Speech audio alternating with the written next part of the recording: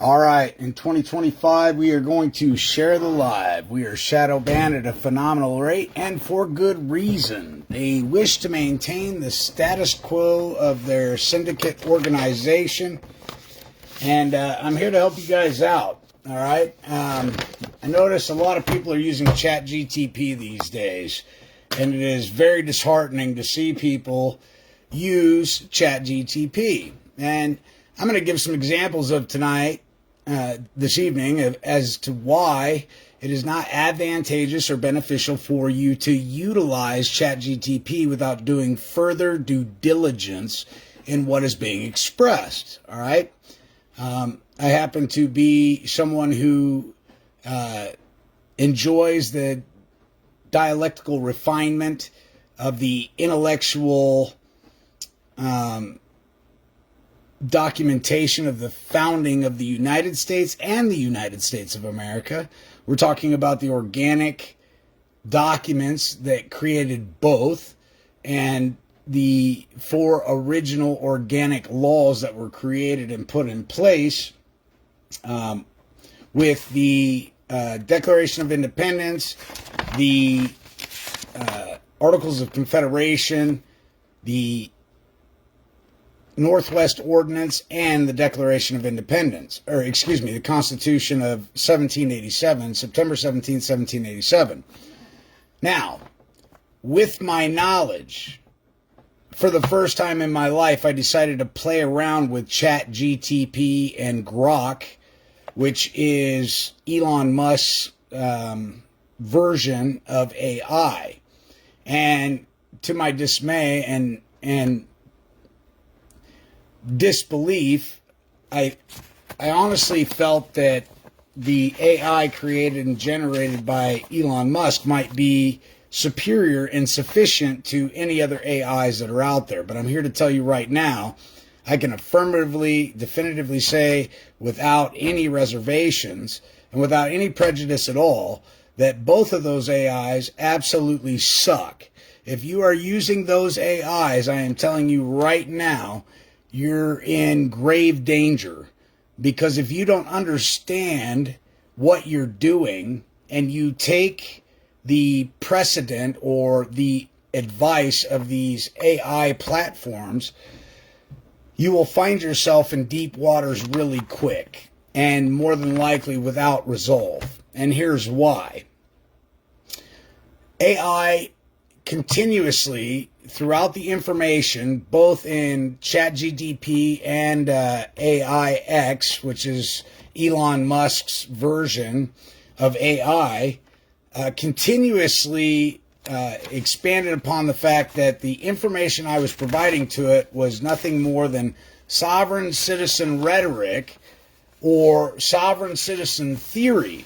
So I asked the AI, is there anywhere in the federal statute and state statute that defines the definition and the term for sovereign citizen? And it came back definitively saying no, there is no federal statutory nor state statutory definition for sovereign citizen. So they continue to use this rhetoric of sovereign citizen and sovereign citizen theories or sovereign citizen conspiracies. So I asked it, at what point does a sovereign citizen conspiracy, become a sovereign citizen fact? And it was really funny how it started to operate at that point. So I asked it no longer to expand upon and embellish the theoretical sovereign citizen theory, because there is no foundation in the Constitution nor the federal statutes or the state statutes where it is defined what a sovereign citizen is. So I prompted it, no longer tell me about sovereign citizen theory, sovereign citizen conspiracy, or portray that in some way that my research and knowledge has led me to be a sovereign citizen. So it agreed that it would no longer do that. What I found peculiar about it is it continued to spew the rhetoric of sovereign citizen until I prompted it not to, until I questioned where it was getting the information of the sovereign citizen, quote unquote, that it was utilizing, which was slanderous and defamatory. because it's not found in statute. It's not found in federal statute or state statute. So it's really a derogatory term that has been coined and utilized against people who are standing up against the corruption, the systemic corruption within the system. And to my belief and the best of my knowledge, it appears to exist to keep people in a conformative state. So this evening, we're going to rip through something that I did through AI, and I'm going to destroy AI on the premises that it is not cognitive or able to exercise cognitive thought process through the linguistics of the Constitution. And what I mean by that is it told me that a Congress is synonymous with the Congress, and they're the same. The United States of America and the United States are synonymous, and they're the same. But again, AI has made a palpable error in failing to be able to distinguish the grammatics and the law of grammar. It is conveying to people that the United States and the United States of America are synonymous, meaning that they're the same. We know through studying equity that dissimilar things should not be joined, and similar is not same. There is a reason that there are two different connotations and two very different and distinct entities that have been created, the United States and the United States of America. So for you out there that are using ChatGPT that continue to come to me and say, well, ChatGPT disagrees with you, I finally took it upon myself after so many people coming forward to me saying the information that I am talking about, ChatGPT is conclusively proving otherwise. Well, what I find about that, funny about that, is the fact that ChatGPT, number one, is nothing more than an algorithm, which means that it seeks out the words that are most used in the question to identify the answer that it's going to project. It doesn't exercise cognitive thought process. It doesn't use the grammatical laws of grammar to produce the answer, but rather an algorithm that has been instilled and put in place to generate a response predicated on the most words hypothetically utilized to answer said inquiry. All right. And so as I started to question ChatGPT on the Constitution, and we're talking about the organic Constitution of September 17th, 1787, I found that it really struggled with being able to identify the difference between a Congress and the Congress, the United States and the United States of America, a president for the United States and a president for the United States of America. Again, in all these instances, it proclaimed that it was synonymous, but I'm here to tell you through extensive research of my own that these are in fact not synonymous. So for those of you that are using ChatGPT, you're attempting, or GROK or any other AI platform, and you're attempting to pressure claim utilizing ChatGPT or any other AI platform, you may want to take time to extensively do research into the information that it's presenting to you. Number one, I know this with firsthand perfected knowledge and experience. All right, I've never been to law school a day in my life. Dropped out of school at 13 years old. For all intents and purposes, you're listening to somebody who is illiterate. As far as paper is concerned, illiterate. I have no credentials behind my name. I don't have any accolades behind me to support what I am telling you. What I know is from firsthand knowledge and experience in the courtroom. All right. I've prevailed in over 30 cases on my own, by myself, with other people, with the good Lord, of course. All the glory goes to God. But with being able to dissect information. Words have power and they have meaning. The first thing one of my first mentors ever told me is words have power and they have meaning. For example, today I ran across somebody who said that pro se is the same as propria persona. Well, if propria persona is the same as pro se, why would they have two different words to mean the same thing? I mean, when I ask a mechanic for a 9/16 wrench, I don't say, do you have a hammer that's a 9/16? I say, do you have a 9/16 wrench? If I'm asking for a socket, I'm asking for a 9/16 socket. I'm not asking for a 9/16 hammer socket wrench, okay? So words have power and they have meaning. There's a reason that there are two different words, because they have two different connotations and two different, very different and distinct explanations.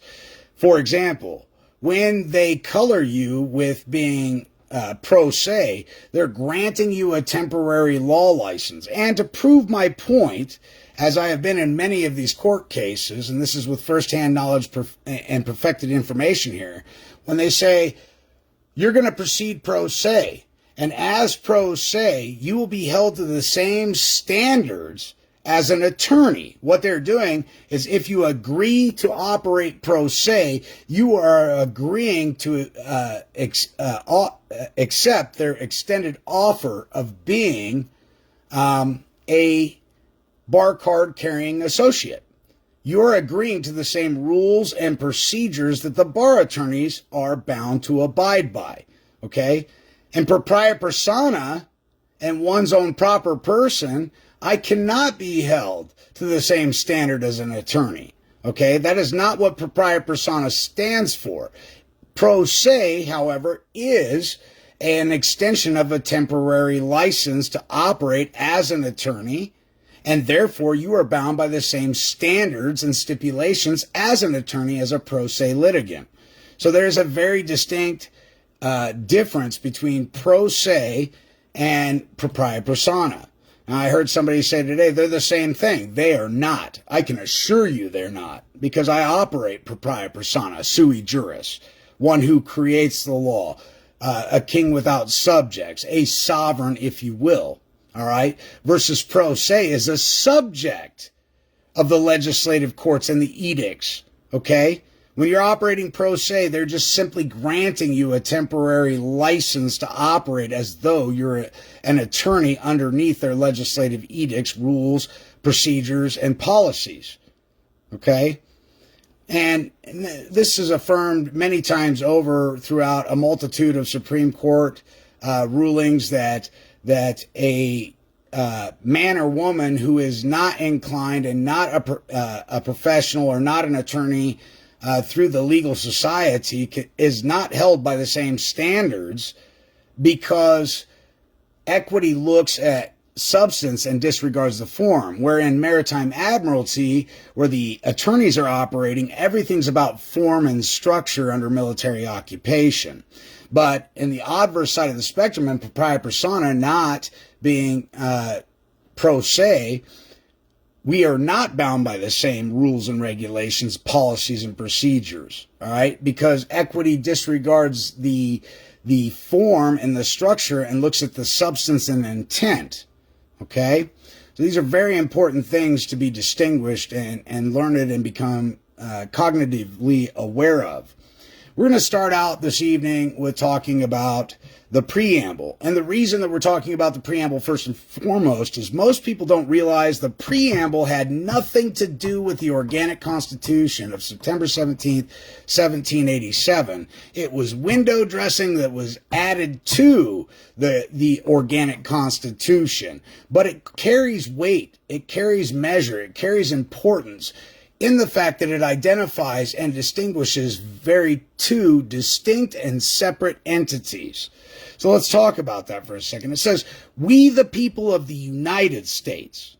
Now, most of the people that have went through a higher education, and believe you me, I have spent my fair share of attorneys, whether they be from Harvard, Yale, Princeton, Duke, it doesn't matter.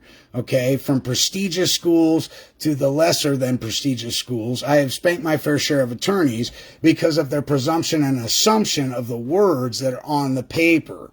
But it has been conclusively proved through my experiences. Again, I'm not an expert.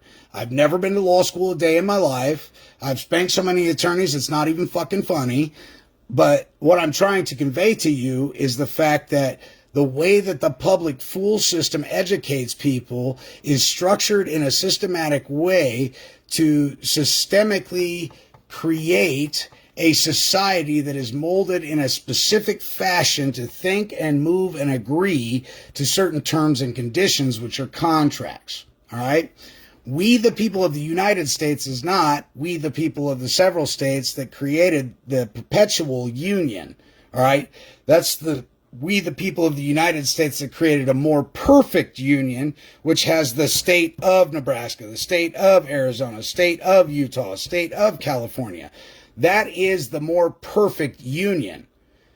What's the need for a more perfect union, ladies and gentlemen, when we already have a perpetual union? All right. And the perpetual union has never been abolished, has never been repealed, has never been replaced. Although the legal society in Harvard, Yale, and Princeton would lead you to believe that it has been abolished and has been replaced by the Organic Constitution of September 17, 1787, I can affirm positively that it has not been, because the power to create can never be greater than its creator.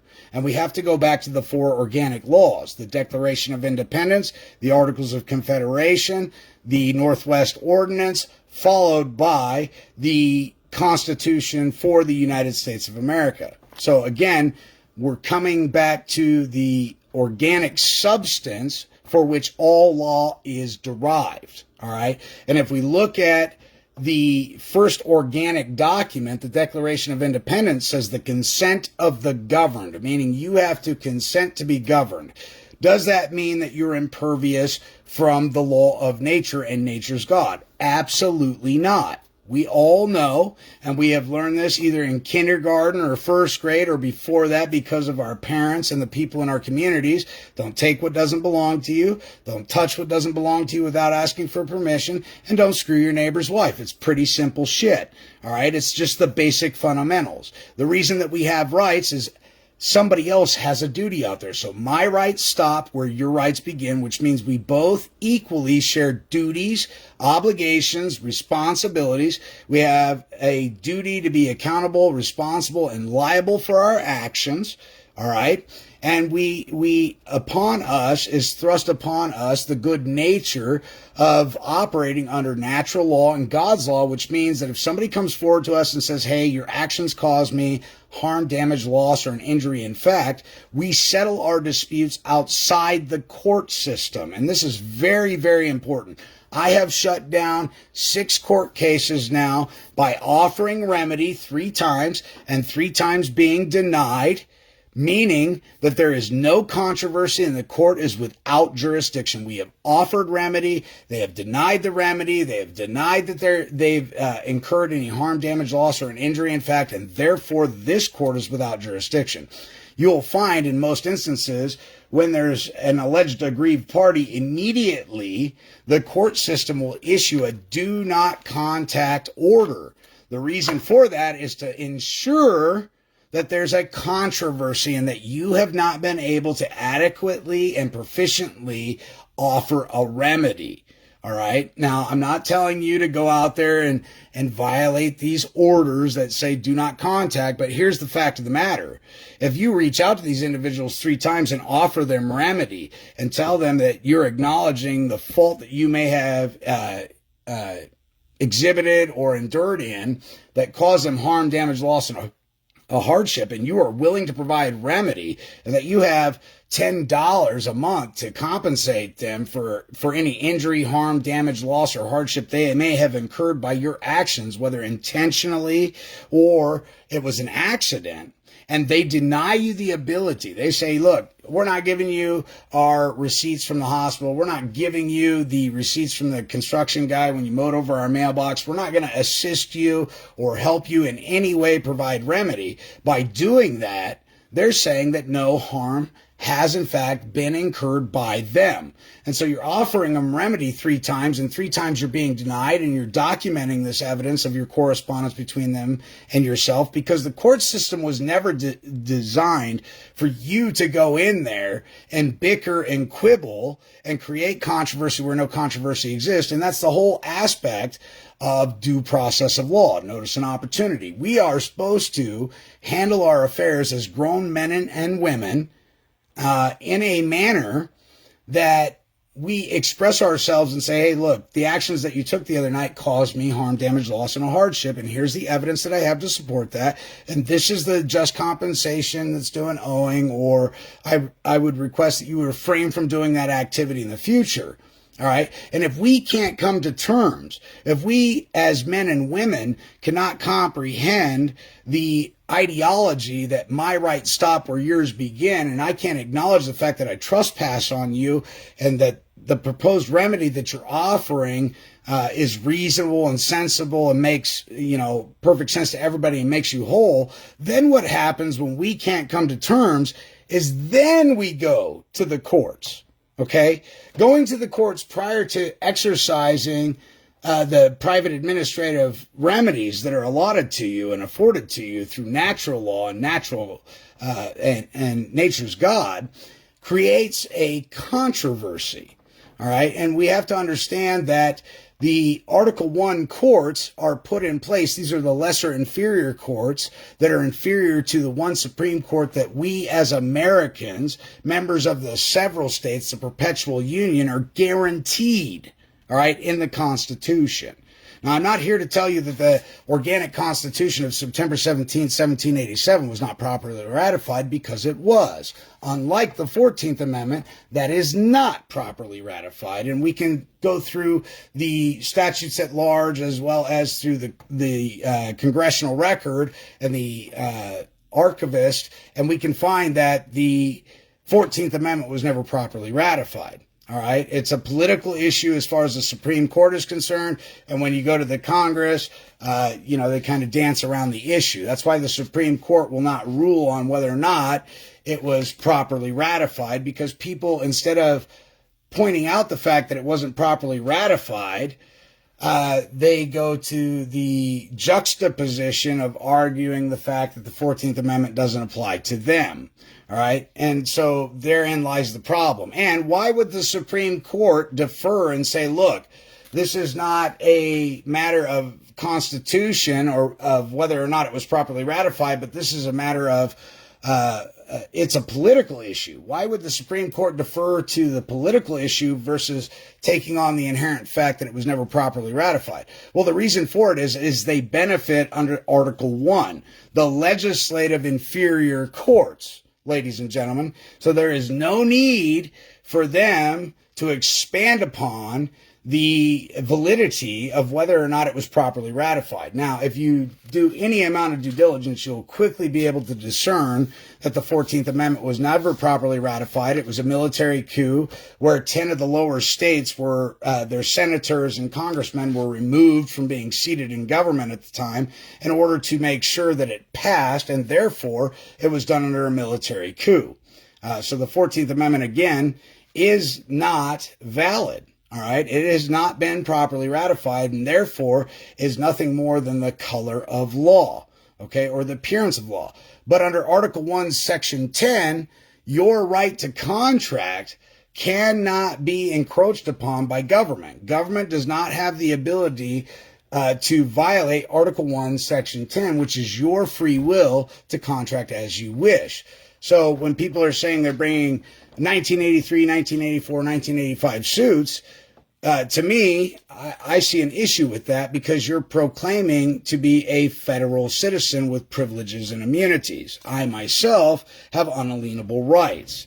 I'm governed by God's law, natural law. All right. And I understand that in order for somebody to bring a claim against me, there must be a sworn, verifiable, or verified claim under the pains and penalties of perjury, independently bonded, which means everybody in the court carries as much liability as I do, okay?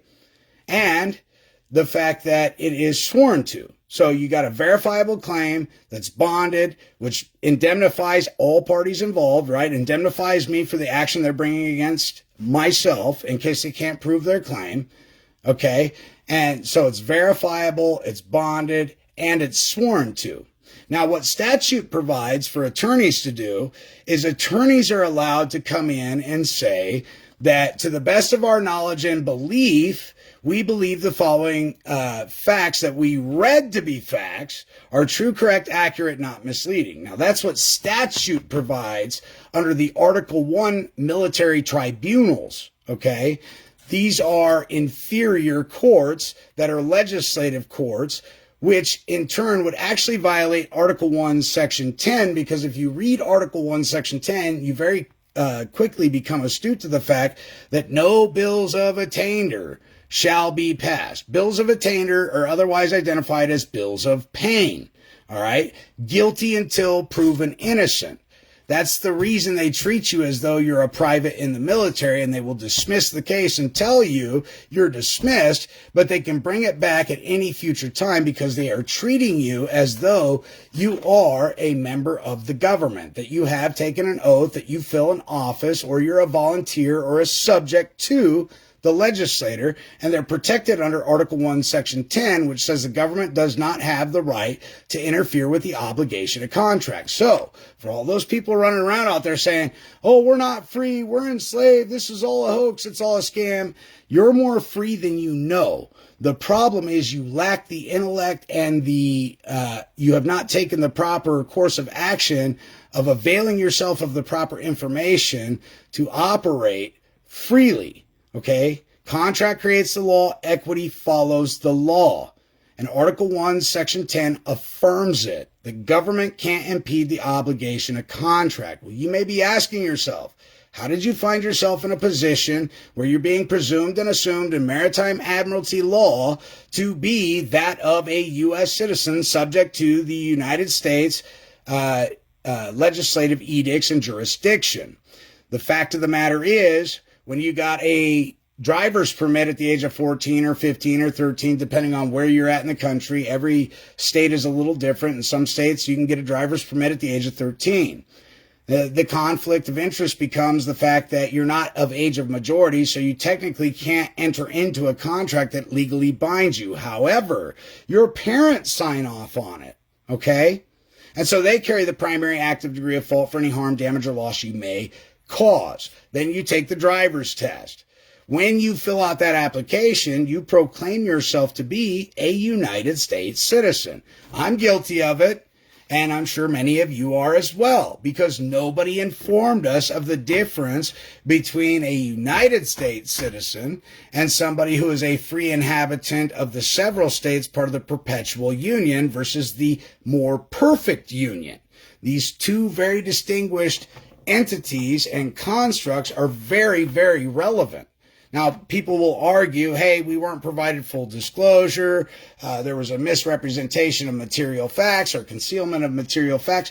That may be, but it's time to quit crying about what should have been and what could have been and what we should have been informed of, and understand and comprehend the nature and the cause of action for why the system is the way it is. All right, to ascend of the mind, to take accountability, responsibility, and liability for our actions, even though at the time we may not have been availed of all the information. So when I'm talking about this, I want you to understand that any documentation you have proclaimed to be a United States citizen of, they are presuming and assuming that that information is correct. They're not declaring you a United States citizen because they don't have the ability to declare you of any nationality. You have the freedom of choice of nationality. All right. And this is very fundamental and very important. All right. But because the presumption and assumption exists that you're a United States citizen, they'll hold up the driver's license and say, is this your driver's license? And most people, 99.9% of the time, will say yes. The problem with that is the driver's license tells you who it belongs to right at the top.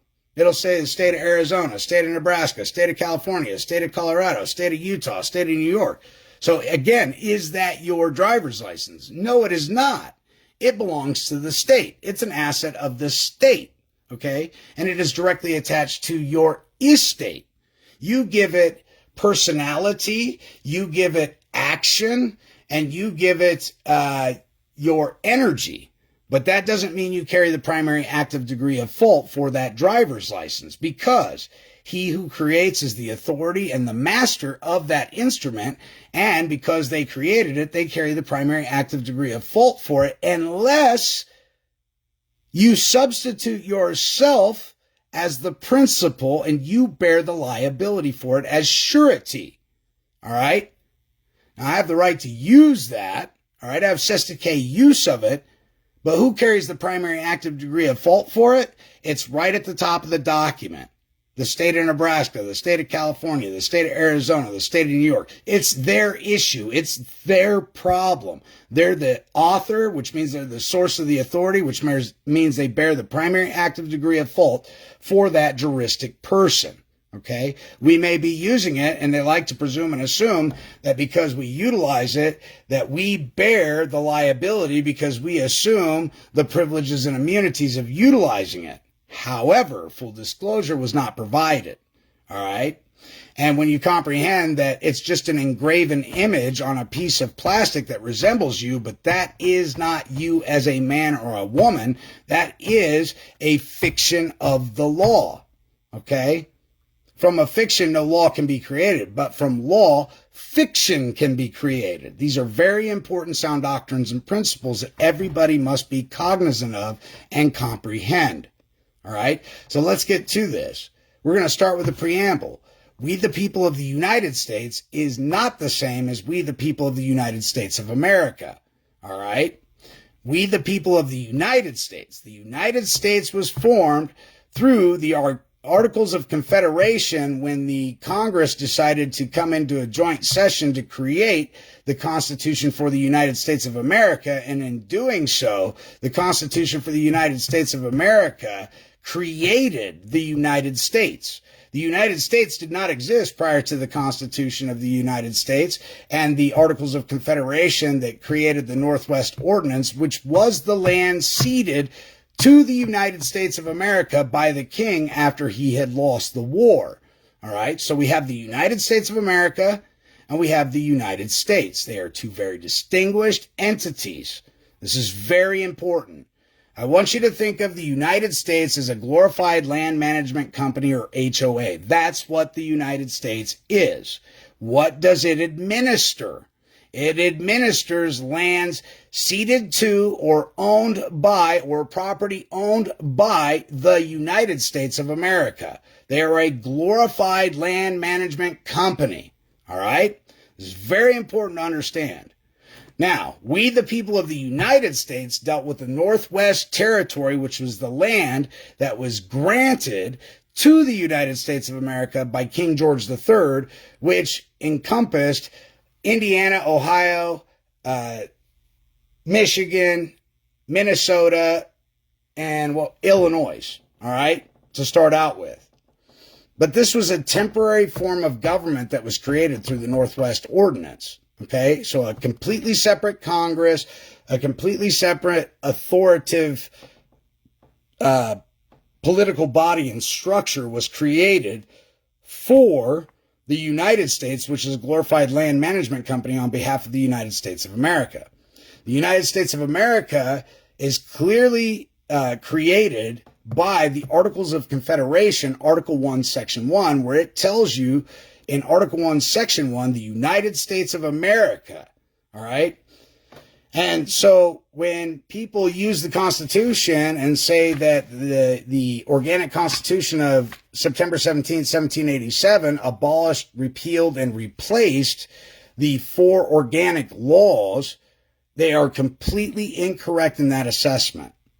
All right. And if you've dealt with federal court, they tell you that, if you've been federally indicted, they say that it's the United States of America versus whoever. Okay. So if the Declaration of Independence, the Articles of Confederation have been abolished, why are they using the United States of America as the plaintiff? Okay. Why are they using the DOJ, who operates and is employed by the United States? Why is the DOJ bringing suit on behalf of the United States of America if the organic Constitution of September 17, 1787 abolished, repealed, or replaced the 2 prior organic laws, that being the Declaration of Independence and the Articles of Confederation? It's an impossibility. It's improbable. When you use ChatGPT, it will say that the Constitution of September 17, 1787 abolished, amended, or repealed the 2 prior organic laws. In fact, it doesn't even mention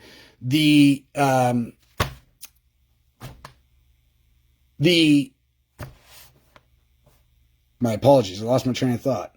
the Northwest Ordinance. Okay, they don't talk about the Declaration of Independence in the Northwest Ordinance. In fact, when you start communicating with ChatGPT, it would lead you to believe that these are nothing more than historical documents, but they hold no relevance in law, which is absolutely preposterous. Okay, absolutely asinine. So, we, the people of the United States, which would mean the people that chose voluntarily to move to the Northwest Ordinance and accept privileges and immunities and have to pay a tax on behalf of the centralized government known as the federal government. That's how they planned on floating the government.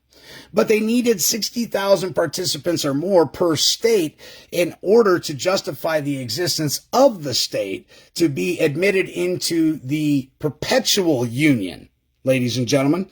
You see, the perpetual union had never been abolished. It hadn't been repealed. And in fact, I can go deep into the subject matter because there was a time that they did amend the Articles of Confederation. So they did show how the Articles of Confederation are amended. And only in 2 or 3 distinct instances did they amend the Articles of Confederation, which tells you that they never abolished it and also shows you the proper way that if they were going to amend or abolish it, the way that for which they would have had to have executed it. So for anybody out there, the legal scholars out there saying that the Articles of Confederation, the Declaration of Independence are nothing more than historical documents, I got news for you. These are the perpetual laws, and you can find that in 1 United States Code 1. In the first pages of 1 United States Code 1, it tells you that these organic laws are perpetual in their nature, which means they're still in force, weight, and effect today, ladies and gentlemen. All right. So we, the people of the United States, which would be subjects to the federal government, in order to form a more perfect union. Now they're pointing out we already have a perpetual union. They're creating a more perfect union. This is where the state ofs come into play. See, Arizona, Utah, Nevada, they're all their own distinct and separate entities. However, the state of is a subsidiary corporation of the parent corporation known as the United States. Okay, are you following me? Are you picking up what I'm laying down? I hope so. Hope I'm not going too fast. All right, and you have to understand that the state ofs are limited greatly in their authority and their power because it only applies to land owned, ceded, or property owned by the United States of America. So those legislative edicts only apply in a federal central government to land ceded, owned, or property owned by the United States of America that the United States, which is a glorified land management company, has the power of enforcement over. So to form a more perfect union, establish justice and ensure domestic tranquility, provide for the common defense, promote the general welfare, and secure the blessings of liberty to ourselves and our posterity, do ordain and establish this Constitution, not the Constitution, this Constitution. What is this Constitution being established for? For the United States of America. So they're creating the United States. They're telling you that this United States is being created for and on behalf of the United States of America, and that the United States is in fact owned and controlled by the United States of America, and that the United States is in fact the glorified land management company charged with the duty of enforcement of legislative edicts. All right. Now, when you go to ChatGPT and just try to break down the preamble to the Constitution, it was funny because it called me a sovereign citizen multiple times. But I'll tell you what, there's no way that I've prevailed in as many cases as I've prevailed in if theoretically what I'm talking about is nothing more than gobbledygook. All right. I'll just point that out right now. All right. So when I continued to play around with ChatGPT and this AI programs, and I use GROK, which is Elon Musk's version of an AI platform, I was rather discouraged in seeing the results. Very quickly, the AI platforms say that what I'm talking about is a sovereign citizen conspiracy theory or sovereign citizen conjectural belief that will not prevail in a court. Well, at the same time, when I asked it to distinguish the difference between the inferior courts and the Article 3 courts, it said they were synonymous. They're not synonymous, ladies and gentlemen. Words have power and they have meaning. All right? Article 1, Section 8 very clearly defines and lays out the power of Congress. And it was never delineated to Congress the power to lord over free men and women. All right?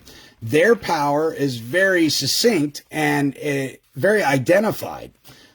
So we continue to read on. The general welfare and to secure the blessings of liberty to ourselves and our posterity do ordain and establish. Do ordain and establish is very important. This language has a poignant point and a prolific position behind it of this Constitution. Again, it's this Constitution. I need you to pay attention to that. The preamble was added to the Constitution just before they went into private session. All right. The preamble was not part of the organic written information to create the Constitution of September 17, 1787. It was added to it. Okay. After the fact, it was added to it. Article 1, Section 1, all legislative power. So when we're talking about the Constitution, which is the United States, and it was created for the United States of America, which is telling us that it's creating the United States for the United States of America, which is a glorified land company in the preamble, says Article 1, Section 1, all legislative powers herein granted shall be vested in a Congress of the United States. This is where ChatGPT, GROK, and all these other AI platforms and myself had a little bit of a debacle. You see, these AI platforms, they operate on what is known as a numeric probability. In other words, when people ask questions to the AI platforms, they do an assessment and an algorithm of how many times this word is used or supplanted with these words, and then they formulate a structured response predicated on the words that are typically on average utilized to perform that response. All right. So the AI is not exercising a cognitive thought process as to the grammatical law of the word a. A means that there are multiple Congresses. A is telling you that it's not singular in its nature, but there are other Congresses. Okay, so when we read Section 1, all legislative powers herein granted shall be vested in a Congress of the United States. This is a Congress of the United States, signifying that this is not the only Congress, ladies and gentlemen, because remember, we have the Articles of Confederation. We have the Congress of the Confederacy that is still there, right? Which shall consist of a Senate and a House of Representatives. So this is what a Congress of the United States is. It consists of a Senate and a House of Representatives. Now, a lot of people say, and including AI, will tell you that this is synonymous with the United States and the United States of America, that this a Congress and this Constitution are synonymous and the same. And I'm here to tell you with firsthand perfected knowledge of the facts, they are not. Words have power and they have meaning. Section 2, the House of Representatives shall be composed of members chosen every second year by the people of the several states. The several states is not part of the more perfect union, all right? You have the several states that have the perpetual union, and then you have the 50 states or the state of that are part of the more perfect union. These are two very distinct and separate entities. And the electors of each state. Okay, so again, members of the several states have electors. Members of the state of the 50 states of, they have voters. There is a difference, ladies and gentlemen, politically speaking, all right? And you have a choice of how you want to fit into this political dynamic, all right? You can choose to be a state citizen, all right? Or you can choose to be a United States citizen. A United States citizen subjects themselves to legislative edicts, guilty until proven innocent in the lower inferior courts. You agree to be bound by the statutes, codes, city ordinances, rules, regulations, policies, and procedures of the United States, which is a territorial issue that deals with the Northwest Ordinance.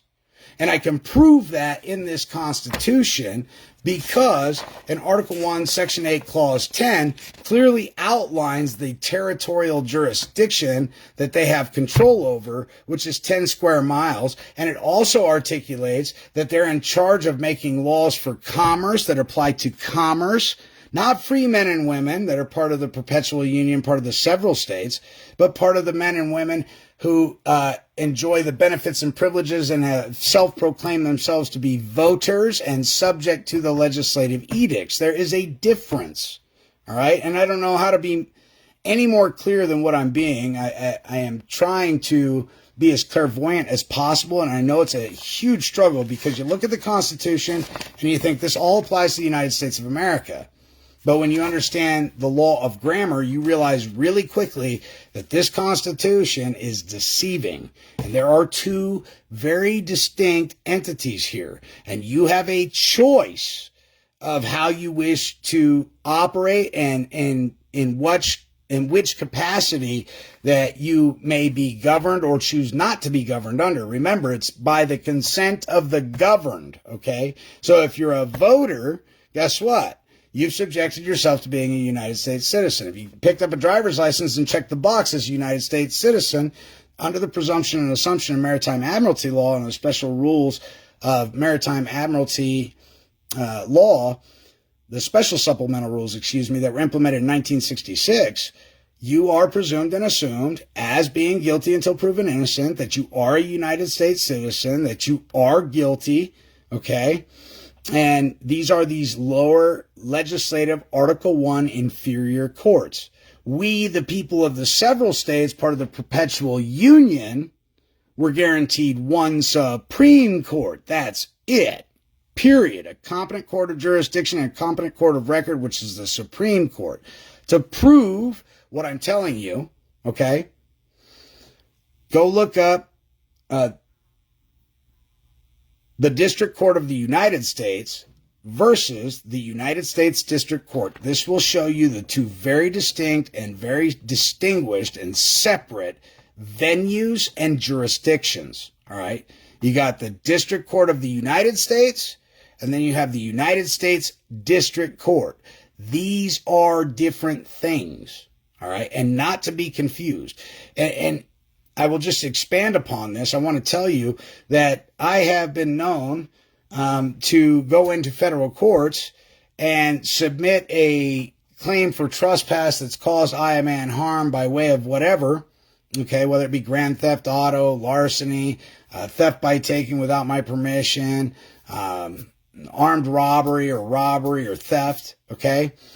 I don't quote any codes, and in the federal court, what they give me is they give me a miscellaneous docket file number, okay? Miscellaneous docket file number is distinguishing that I'm coming into a venue that is not statutory, all right? It's a miscellaneous filing. Attorneys will say, oh, he's full of shit. I've got the evidence to prove it, okay? I've gotten multiple miscellaneous docket numbers, and they're identified as MISC. I believe that stands for miscellaneous. And it was only through due diligence and other mentors of mine that I discovered that this is, in fact, the change in venue to a court of competent jurisdiction and a court of record versus the Article 1 congressional lower inferior courts. So that's the difference between the District Court of the United States and the United States District Court. All right. And this is very important because most people don't have this information. They haven't been armed with it. Again, I've never been a day to law school. Take everything at face value. Please go research what I'm talking about. It will be very hard for you to find that a miscellaneous docket number is, in fact, a court of competent jurisdiction, a court of record outside of the statutory and legislative edicts. But that, in fact, is what it is. And the second you utilize statutes, codes, city ordinances, rules, regulations, policies, and procedures, they will kick you right out of that jurisdiction. How do I know that? First-hand knowledge and experience, ladies and gentlemen. All right? So let's read on further here, because we're identifying Article 1 deals with legislative powers. All right? And prior to this Constitution, Congress had no legislative powers over the free inhabitants of the several states that were part of the perpetual union. Where they got their power over people, per se, is people's private right of action to enjoin the United States and claim to be United States citizens, thus making them subject to the lower inferior legislative edicts and legislative courts. By proclaiming to be a United States citizen, you are, in fact, making yourself subject to Congress. Prior to that, the Articles of Confederation, the Declaration of Independence, there was no legislative authority by Congress over the free inhabitants, the members of the perpetual union in the several states. When they created the more perfect union, however, which is territory owned and ceded to the United States of America, which is governed by the United States, a glorified HOA or land management company, if you subject yourself to that by proclaiming that you are a United States citizen, well, then you are subject under Article 1 to the inferior courts. All right? So the House of Representatives shall be composed of members chosen every second year by the people of the several states, again distinguishing the difference between United States citizens and members of the perpetual union versus the more perfect union. Why do we need a more perfect union if we already have a perpetual union? All right? That constitutionally is provided that we cannot make amendments to the Articles of Confederation if not by way of the Constitution. And I can assure you that there's only been a handful of times that has actually been executed. So the Articles of Confederation, the Declaration of Independence, ladies and gentlemen, are more than just historical artifacts like they would like you to believe. And the electors, again, if you're a member of the several state, you're an elector, not a voter. Voters are United States citizens. They are voters. That's a popularity vote. Okay? And each state shall have the qualified requisites for electors of the most numerous branch of the state legislature. All right, so we got the state legislature, we got the Congress of the United States, the Congress of the United States, mind you, in Article 1, Section 1, a Congress of the United States, telling us that there is more than one Congress. This is just a Congress, which tells you the word a, one little word, tells you that there's more than one, which shall consist of a Senate and a House of Representatives. So a Congress of the United States only consists of a Senate and a House of Representatives. Thus far, all right? No person shall be a representative who shall not have attained the age of 25 years and been 7 years a citizen of the United States. You see, they're telling you right here. In the preamble, what did we learn? We, the people of the United States, and we get to the bottom of the preamble, and it says this Constitution for the United States of America. So they're identifying two separate, very distinguished entities, and they're telling you in Article 1, Section 2,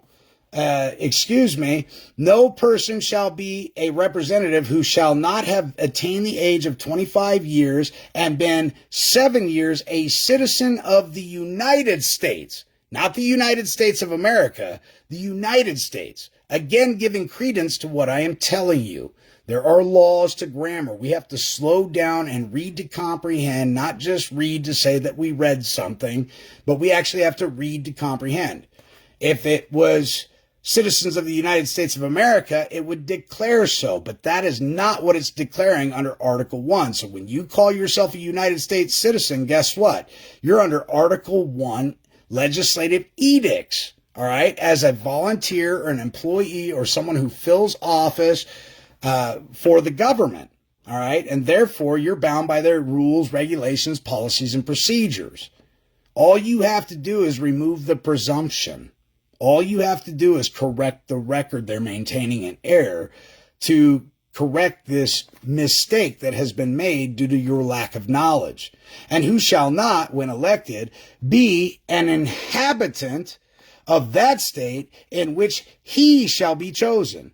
Again, we're talking about citizens of the United States, and then we're talking about inhabitants of that state in which he shall be chosen. So they're clearly delineating and distinguishing the difference between citizens of the United States and inhabitants. Very important. All right? Now look, I've been going to war with ChatGPT because somebody got me on it, and for whatever stupid reason, I decided to indulge, and me and ChatGPT have gone to war. And ChatGPT has failed 99.9% of the time because the difference between ChatGPT and myself is I exercise cognitive critical thought process and understand and comprehend the laws of grammar.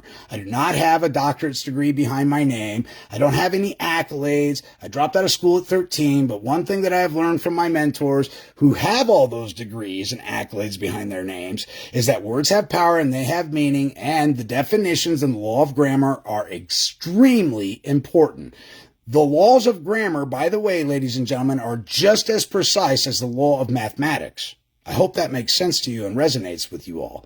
All right. So this is how important it is to slow down and read to retain and comprehend versus reading to say that you read a document.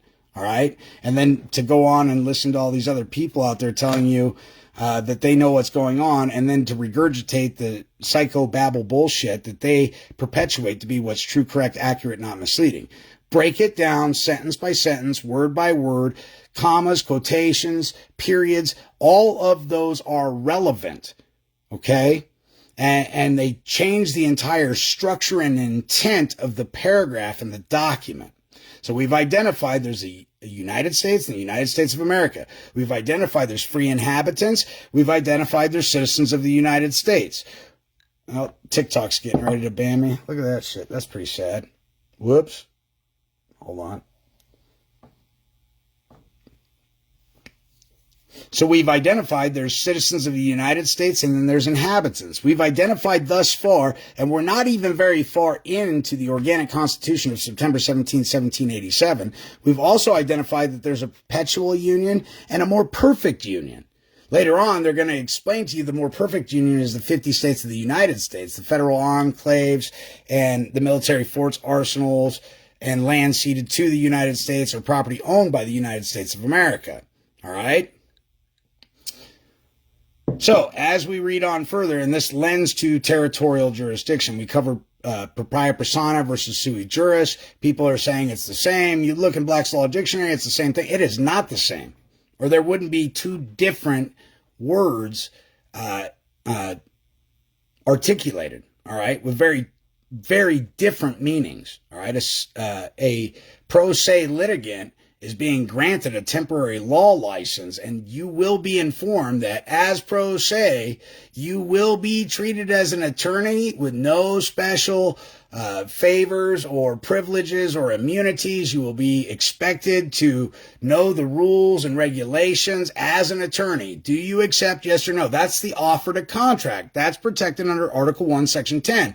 When you remain silent on that matter, instead of standing up and asserting your rights that, no, I'm not pro se, I'm here propria persona sui juris, okay, in one's proper person, and equity disregards the structure and form and looks at the substance and the intent to render justice, all right, equality, to render what is just, fair, and equitable, versus the legal society.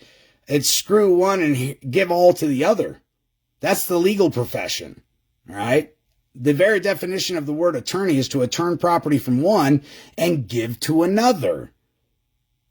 Pay attention, because what I'm talking about, many people don't speak of, all right? And if they do speak of it, they don't provide great clarity. And I'm here in hopes, with my firsthand knowledge and experience, to provide clarity for you guys.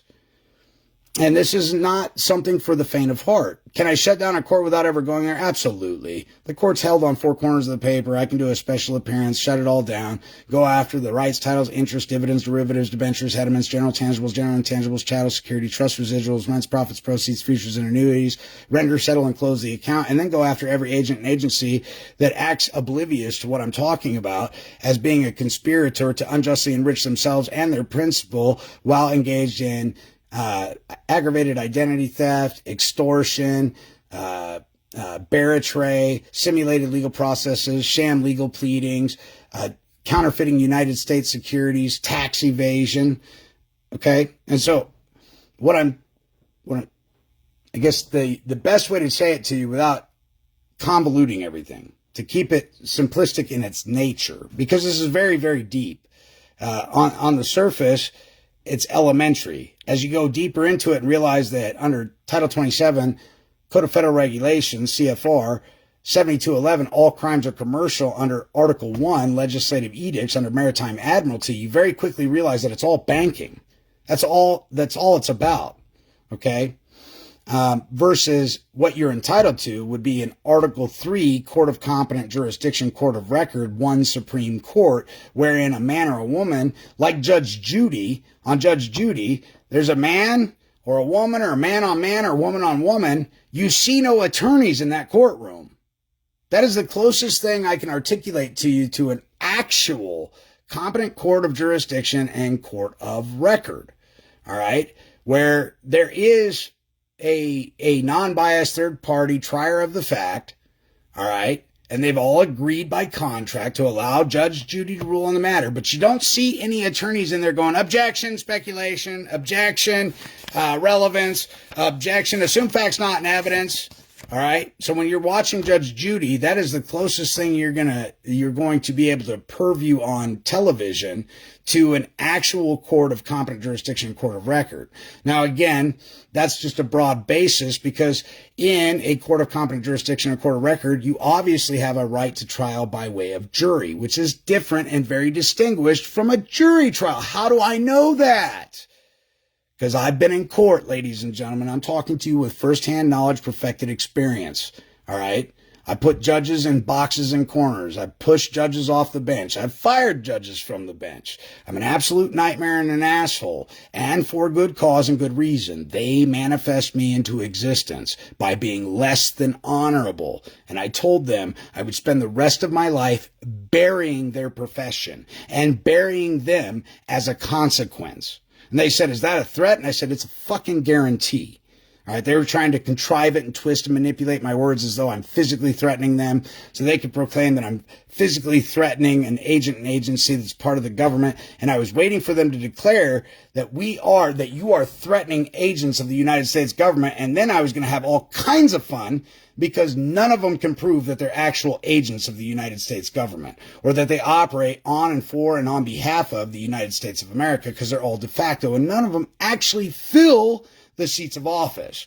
None of them, and I mean none of them. When I say none, I mean zero. None of them have an SF-61 on file, which is mandatory. It's mandatory. It's not an option.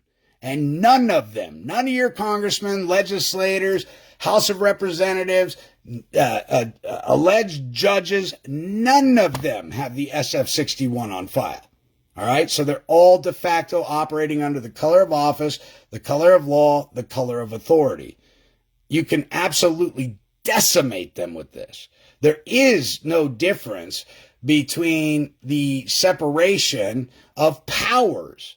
And the reason for this is none of them have taken the Article 6 oath. Not a fucking one. And somebody in the comments on TikTok's pointing out SF 181. Absolutely correct, Joe. You're absolutely 100% spot on. I like using the SF-61 and 61B. All right.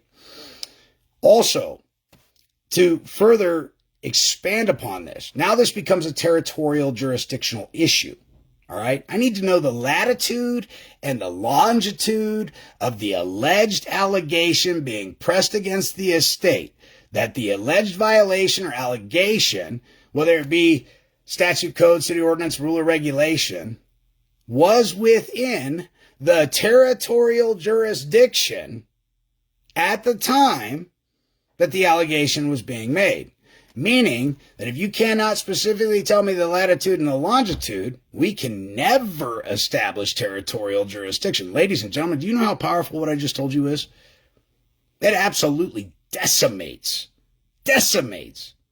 See, everybody talks about subject matter jurisdiction and in personam jurisdiction, but you very rarely ever hear anybody speak about territorial jurisdiction.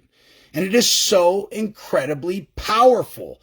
In fact, it's one of the first things that should be tackled. It's one of the first issues that should be raised and never waived. And of course, we're going to do this before the arraignment. Because who carries the primary active degree of fault to prove the territorial jurisdiction of the statute, code, city ordinance, rule, regulation violation? That's, of course, anybody that's in that position of being the plaintiff pressing the claim. This proves that they have standing, status, and capacity, ladies and gentlemen. They don't have standing, status, and capacity unless they can prove the latitude and longitude geographically where the alleged violation occurred is land owned, ceded to, or property owned by the United States of America. It really is that simple. There is no other dispute. If you can't prove on the record, and it doesn't get to be established by the judge, oh, we have jurisdiction, we're moving on. Right there, they just prejudice you. They just prove that they're biased, and everything from that point on is null and void, in abnitio, from the beginning, fruit of the poisonous tree. It's void, not voidable, but void. Because they don't get to declare they have jurisdiction. It has to be established on the record.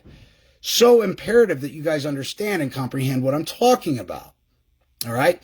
Now, one of the things in going through Dr. Rivera's work, which he is very brilliant, very articulate, and using ChatGPT and going through the acquired knowledge that I have acquired through my mentors, and I will convey this to you. Some of my mentors are retired justices. Okay, they're not judges. They understand they're justices, and they are very astute and very learned in law. And they have shared with me that everything you need to shut down a court case is on the first document you're ever served with. Everything you need to shut down an entire court case is on the first document. Okay? They've also conveyed and shared to me that everything is 80 degrees, upside down, backwards, and smoke and mirrors. These are retired justices, ladies and gentlemen. All right, and I am privileged to be able to speak with them. I don't share their name in confidence. I enjoy the camaraderie that we get to share, although I despise their profession on a cellular level. They've also been so kind, whether it be karmic retribution or fear of karmic retribution, they've been so kind as to divulge and share with me some of these intricacies that hem most people up and that would help liberate and free the vast majority of the people who are part of the perpetual union, the several states, not the more perfect union, which is very separate and distinct. Okay, so through mistaken identity and a mistake on your part claiming to be a United States citizen without ever comprehending and understanding what the connotation and the adverse actions behind being a United States citizen is, we all pledged allegiance to the United States of America and the flag and the republic for which it stands. But what you're not cognizant of is the Republican form of government and democracy were created under the Constitution, not necessarily under the Declaration of Independence and the Articles of Confederation. All right? So the illusion that the Republican form of government somehow shields you is a fallacy, in all honesty. Because before the Republican form of government, ladies and gentlemen, we were just free inhabitants, members of the several states, part of the perpetual union, to ensure domestic tranquility and peace and prosperity. And we enjoined in treaty amongst our fellow states and fellow brethren to ensure that nobody would be accosted against their will and that everybody was entitled to due process of law. All right. And then the ideology of this new constitution comes along, which they placate, and to this day in every Ivy League school, they teach that the Constitution replaced, repealed, and abolished the 4 organic laws, and the Constitution is the supreme law of land. But when you read Article 6 of the Constitution, the Organic Constitution, it says that all debts, treaties, and compacts entered into before this Constitution shall be as valid as the adoption of this Constitution, meaning that the Articles of Confederation, the Declaration of Independence, and the Northwest Ordinance is still there. The Northwest Ordinance was set up as a temporary form of government to govern the land given to by the King, George III, to the United States of America, to grant and create a form of government to lord over that land ceded to and granted to the United States of America.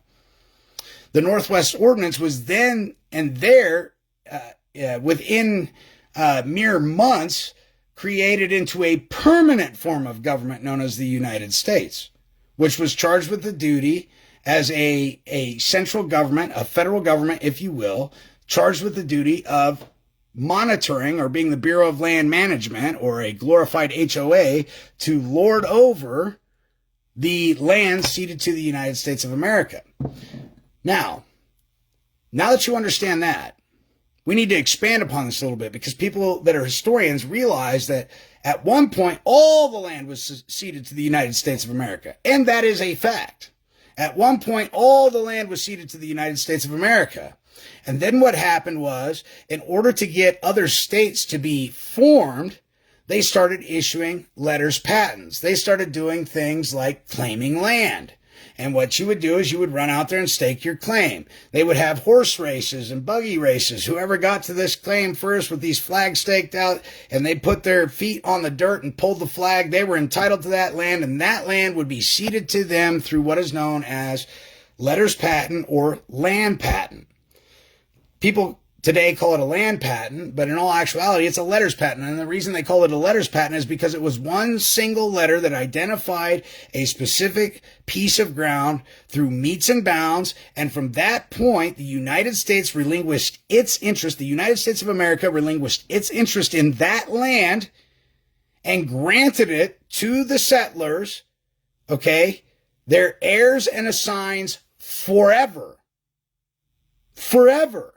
Meaning that that land is no longer controlled or in the constructive possession or owned by the United States of America, and therefore the United States doesn't have any authority to enforce their legislative edicts upon that land. And this happened from the East Coast to the West Coast, ladies and gentlemen. So when we're talking about territorial jurisdiction, it is inherent that you comprehend that there is land where letters patent has been issued, where the United States of America has relinquished all interest in said land. It is identified by metes and bounds in a letters patent, or what they call as land patent, and it has been granted to the heirs and assigns forever.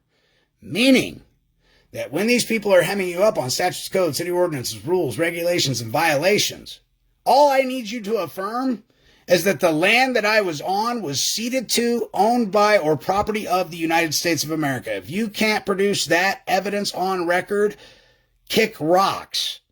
Kick rocks.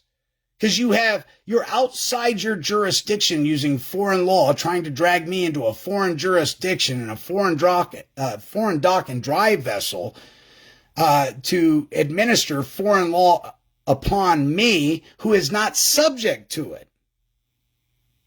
So this is the importance of territorial jurisdiction and understanding why. And one of the things about Dr. Ed Rivera, he never talks about the letters patent, the land patent, what created the separation between the land ceded to, owned by, and the property owned by the United States of America versus the land that had been issued and granted via letters patent or land patent to the heirs and assigns forever. So what they did was they created a private overlay. This is where they did the overreach, all right, where the United States comes in and proclaims that there's an overlay over all the land. So it's lot, block, parcel ID number, zone improvement project number, easement, and address.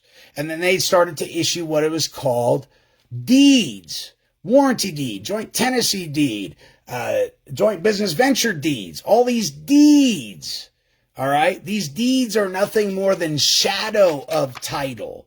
They emulate title, but they are not title to the land. We want what's root title. And root title goes back to letters patent and land patent. The land that is no longer ceded to, owned by, or property of the United States of America. And so you may be asking yourself, well, what does this have to do with territorial jurisdiction? Well, quite frankly, every cop, every police department, every sheriff, every state trooper are operating under Article 1. Okay? And they're utilizing War Powers Act and police powers under Article 2. All right? For enforcement. And the importance of all this is they're operating outside their territorial jurisdiction, and therefore they've accosted you against your will, causing harm, damage, loss, and a hardship and an injury. In fact, granting rise to a counterclaim for which you will get paid, because they cannot prove they were within their territorial jurisdiction when they accosted you against your will. And we also know we have the right to face our accuser, and there's no verified, not verifiable. Verifiable means we could go verify it. I want verified criminal complaint against me, all right? Which means that it's already been verified. They never have a verified criminal complaint because they never have a real party in interest claiming harm, damage, loss, or an injury, in fact, that you caused. They're bringing a cause of action on behalf of one of their false, fictitious entities known as the state of, which is part of the more perfect union. Again, it's taxation without representation, and we ourselves, as people, fall into the travesty of proclaiming to be a United States citizen, or by silence and acquiescence agreeing to being subject as United States citizens. All right. It's a rebuttable presumption, but if you don't rebut the presumption, guess what? You agree and you waive your right. Okay. You waive your right to the contrary to challenge it. So right away, right out the gate, we're always doing a special appearance, and our special appearance is for the purpose of challenging territorial jurisdiction, subject matter jurisdiction, and in personam jurisdiction. The adverse spectrum of the coin in equity, which I've had attorneys tell me, Derrick, where in the Constitution does it mention equity? Okay, it's very clear that it mentions the law and equity. And when it says the word and, it's distinguishing the difference between statutory law, Roman civil law, okay, statutes, code, city ordinances, rules, regulations, and provisions under Article 1, the legislative edicts, and equity. Two forms of law, okay? And so when we understand this and we comprehend this, it's very easy to point out the fact that we have a superior claim because they were outside of their territorial jurisdiction when they accosted you against your will and subjected you to foreign policy, foreign procedures, and drug you into a foreign venue, which is espionage. Every last one of them purportedly took an oath to the Constitution to uphold it and protect it against foreign invaders, so on and so forth. The issue here becomes, now we don't have to prove intent because all we have to do is ask them if they took their oath. And the second that they say, yes, we took our oath, equity imputes an intention to fulfill an obligation, and now they knowingly, willingly, and intentionally violated the law, because when they took their oath, they proclaimed to know the law. That's how you prove intent. So fucking simple. And intent is one of the hardest things to ever prove, but all you have to do is simply ask them, did you take an oath? Yes, I did. Equity imputes an intention to fulfill an obligation. Whether you took the proper oath or not, it matters not. The second you took your paycheck, all right, you were bound by that oath. And that oath clearly tells you that you're not to accost me against my will, absent a victim, a crime that is witnessed in your purview, right, or disturbing the peace, or a warrant being issued. Period. And you can't take my property without just compensation or a court order, which means there's a post or a pre-seizure hearing. Where was the pre-seizure hearing I was entitled to before you took my property from the side of the road under the presumption and assumption that I was subject to legislative edicts and your territorial jurisdiction for which you're outside of? I'm telling you, when you get cops on the stand and you start asking them this shit, the judge will do everything in his power to cover their ass because he doesn't want you to bite the hand that feeds him.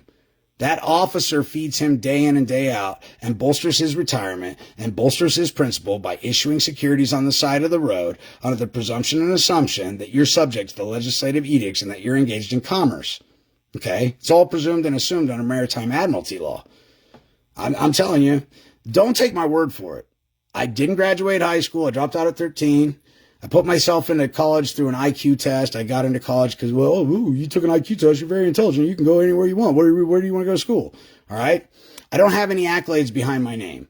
I don't have a doctorate behind my name. I didn't graduate law school. I've never been to law school, furthermore. All right. What I'm speaking to you guys about is firsthand perfected knowledge of the facts of what I do in a courtroom. You can't buy this knowledge. You will never be able to acquire this knowledge in any school. They don't teach what I'm teaching you guys. This is with firsthand knowledge and experience, period. All right? And I have the dismissals. I have the acquittals to back it up and to prove what I'm talking about. And not only that, the many of people that have indulged and enjoyed over 160 free videos on YouTube have liberated themselves from mortgages, credit card companies, you name it. And it's all free for you guys. And the shit I speak of is with firsthand perfected knowledge and experience. You can't buy this information because they don't teach it at Harvard, Yale, Princeton. They don't teach it at any of these colleges. All right? And this is so important. It's the fundamental basics and principles that I stand upon and that I utilize to prevail. I'm getting ready to spank a federal judge in Florida. That son of a bitch is going to end up more than likely in Leavenworth or Guantanamo because what he just did is unfathomable. But the way that you enforce it isn't the way that you would think. You see, because the legislator shall have the power of impeachment, ladies and gentlemen. Who's teaching you this? No one. The legislator has the power of impeachment. Oh, sure, you can go to risk management and file your claim. They'll laugh you out the building. But you know what you can do? You can go above risk management and file a claim. And when you file a claim with the Superior Insurance Agency, the primary principal, they'll turn around and collect and liquidate the bonds from risk management. And then you have to go sue them to collect the proceeds because we know that they liquidate those bonds. So if you go through risk management, you may or may not get a check. They may or may not sit down with you. You go above risk management's head. Like I always say, I don't go to the teller to ask for a discount. I go to the manager or the general manager to ask for the discount. Why go to the teller who makes minimum wage that doesn't have the authority to make the decision when I know damn good and well I either need to go to the manager or the district manager to get what I want? Instead of going to the low rent man on the totem pole, go to the top because shit runs downhill in their industry. All right? Shit runs downhill in their industry just like plumbing. Very simple.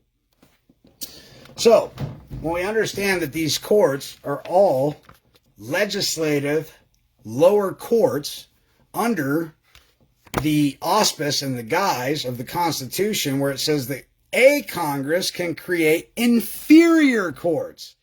When they're talking about a Congress, they're talking about the United States Congress. Okay, not the United States of America. They're talking about a Congress who has the legislative control and policy-making power over the United States, which is territory or land or property owned or ceded to the United States of America. So a Congress is not the same as the Congress. This Constitution is not the same as the Constitution. And this is the power of reading to retain. Slow down. Don't just blow through the words and go, yeah, I read it. Okay, you might have read the words, but you did not read to retain and comprehend. The way that these documents are structured is genius. These people were very methodical about what they were doing. Very methodical. And what they did was enslave everybody and create a feudalism. All right? What they created was a dictatorship. Now, 20 years prior to the Constitution of 1787, of September 17th being created, ladies and gentlemen, you have to understand that the people of the several states of the Union, the inhabitants, they didn't have anybody lording over them. They were free and only governed by nature's God and the law of nature, period. There was nothing in the Declaration of Independence that gave the government the ability to lord over them and create legislative edicts they were bound to. There was nothing in the Articles of Confederation that gave the Congress or a Congress the ability to create laws that applied to the free inhabitants and the people of the perpetual union of the several states. This is imperative to comprehend, and this is why you were never taught this in school. Ever, ever, ever. They want you to believe that the Constitution and the Bill of Rights are the founding documents of the United States. They're the only thing that matter. But it's not true. And it can be proven in a multitude of ways, especially upon federal indictment when it says the United States of America is the plaintiff.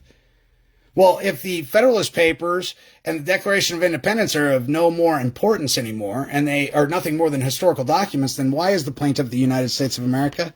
How do you justify using the plaintiff as the United States of America if the Federalist Papers, which in Article 1, Section 1 clearly defines the United States of America, are no longer in force, weight, and effect, and they're nothing more than historical documents? Do you see the conflict of interest that I'm trying to articulate to you guys? Are you starting to pick up what I'm laying down? Because if you go to ChatGPT, it'll tell you they're synonymous. They're absolutely full of shit. ChatGPT and all these AI platforms are absolutely ludicrous and completely full of utter horseshit. Here's something else that I will point out to you, that ChatGPT and all these AI platforms, GROK and all these other ones, because for the last, 72 hours, I've been going to war with this stupid ass machine, because somebody convinced me, just try it. And I was like, look, I already have a juxtaposition on AI. I don't like it. I think it's full of shit. It has no personality. It's an algorithm. I know what it is. I happen to have a friend who's a subcontractor with the NSA, and I was talking to him about it, and he goes, Derrick, that's just AI. That's an algorithm. We actually already have RI, which is called real intelligence. We have actual computers that do real cognitive thinking, real intelligence, RI. That's what should scare you. AI is artificial. It's all algorithmic. We have RI already.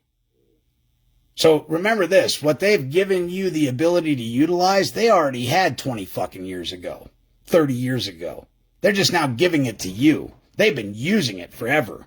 What they actually have now is RI, which far surpasses anything AI could ever fucking do. And this is coming from somebody who's a subcontractor with the NSA, who also, mind you, and I know this for a fucking fact, had a part in wireless computers. We're talking back in the day when clear back in 1993, 95, 96, 97, where they got IBM blocky computers and a little suitcase thing. And then it evolved to, having desktops and then eventually laptops, but they still had to be plugged in. But he had two multi-billion-dollar companies fighting over him because he had harnessed and had the acquired knowledge of how to evolve the computer into a wireless computer, mouse, keyboard, and be able to utilize the future of what would later become Wi-Fi. All right. So this guy that I speak to, who happens to have been a family friend for all of my life. He's known me since I was knee-high to a grasshopper. He doesn't bullshit anybody. He's a straight shooter.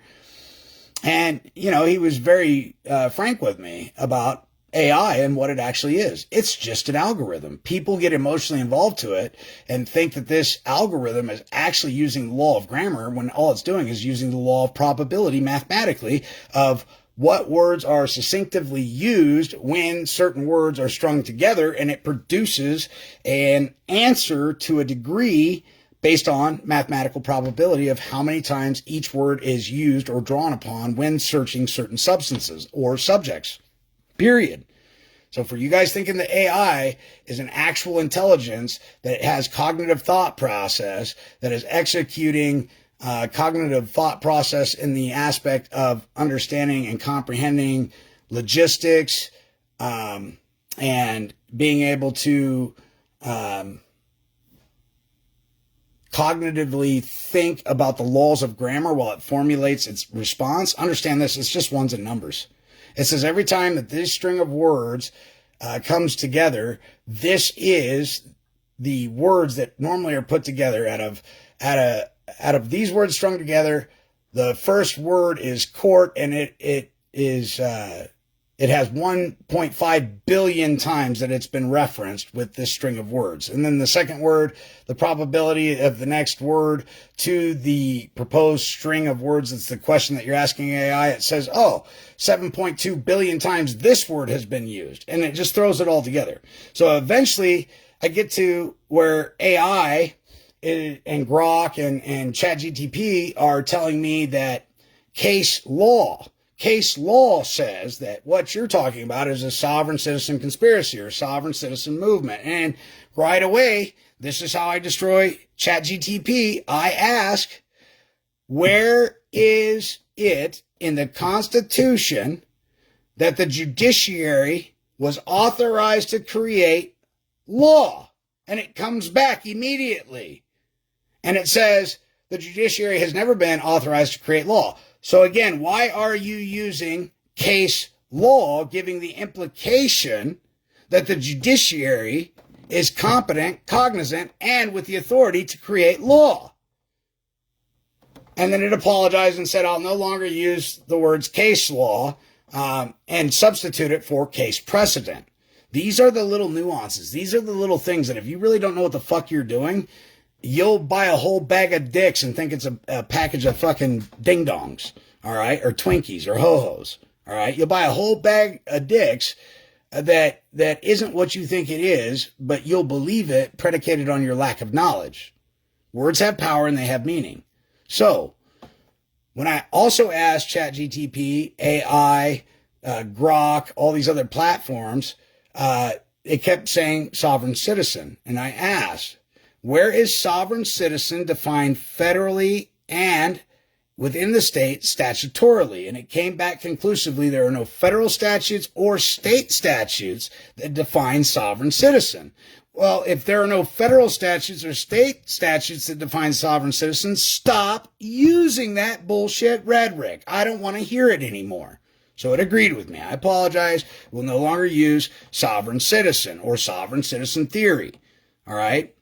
And this is a way that you are manipulated by hearing all these things all the time on the news, the radio, PBS, on Channel 6 or whatever, the morning broadcast of the news television. Another sovereign citizen. And it becomes custom. It becomes custom. Everybody thinks they know what it means because they've heard it. But yet it's not defined statutorily. It's never been debated upon in Congress or a Congress assembled. It's never been passed by the House of Representatives or the Senate that a sovereign citizen means a certain thing. You cannot find it in the government styles manual because it doesn't exist. So it's nothing more than slanderous, liable rhetoric that is causing you harm, damage, loss, and a hardship and an injury in fact. If they're calling you a sovereign citizen, you must immediately slap suit on them and make them produce the evidence that proves equivocally you're a sovereign citizen, that you're a domestic terrorist, and they have to have the evidence to back it up, and they also have to prove where it's statutorily defined federally and statutorily defined in the state courts, and they can't. Right away, you're going to win your case. You're going to win your case. That's libel. That's slander. That's defamation of character. It's also creates a threat upon your life because agents and agency with an IQ of 70 think that if you've been declared a sovereign citizen by an attorney or a judge, that automatically you fit the mold of a domestic terrorist. So they're putting your life in danger, ladies and gentlemen. This is not a joke. one of my mentors, he begged and begged and begged me never to go public. He goes, Derrick, they will euthanize you, my friend. Your balls are way too big. Your mouth is unchecked and unregulated. And you are the type of fella that will lead a revolution, and they will extinguish you in a heartbeat.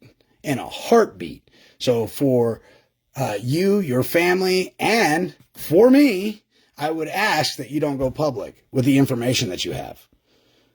And in hindsight, to this day, he still from time to time says, as much as I don't like the fact of how public you are, we have run into some really good people with incredible knowledge bases because you're so public, that have reached out to us and shared information with us from within the system, not from without, from within the system. People have reached out to us saying, look, these are the linchpins. These are the things that you need to grab onto. The one card that causes the whole house of cards to come tumbling down. And it's because of being public that has come forward. So I advocate that everybody speak about this. Everybody should share these lives and these TikToks and record these things, because I'm telling you right now, it's being taken down at a phenomenal rate. Our good buddy Joe, his account had 87,000 people, and he was teaching people how to beat the banks and how to stop foreclosures.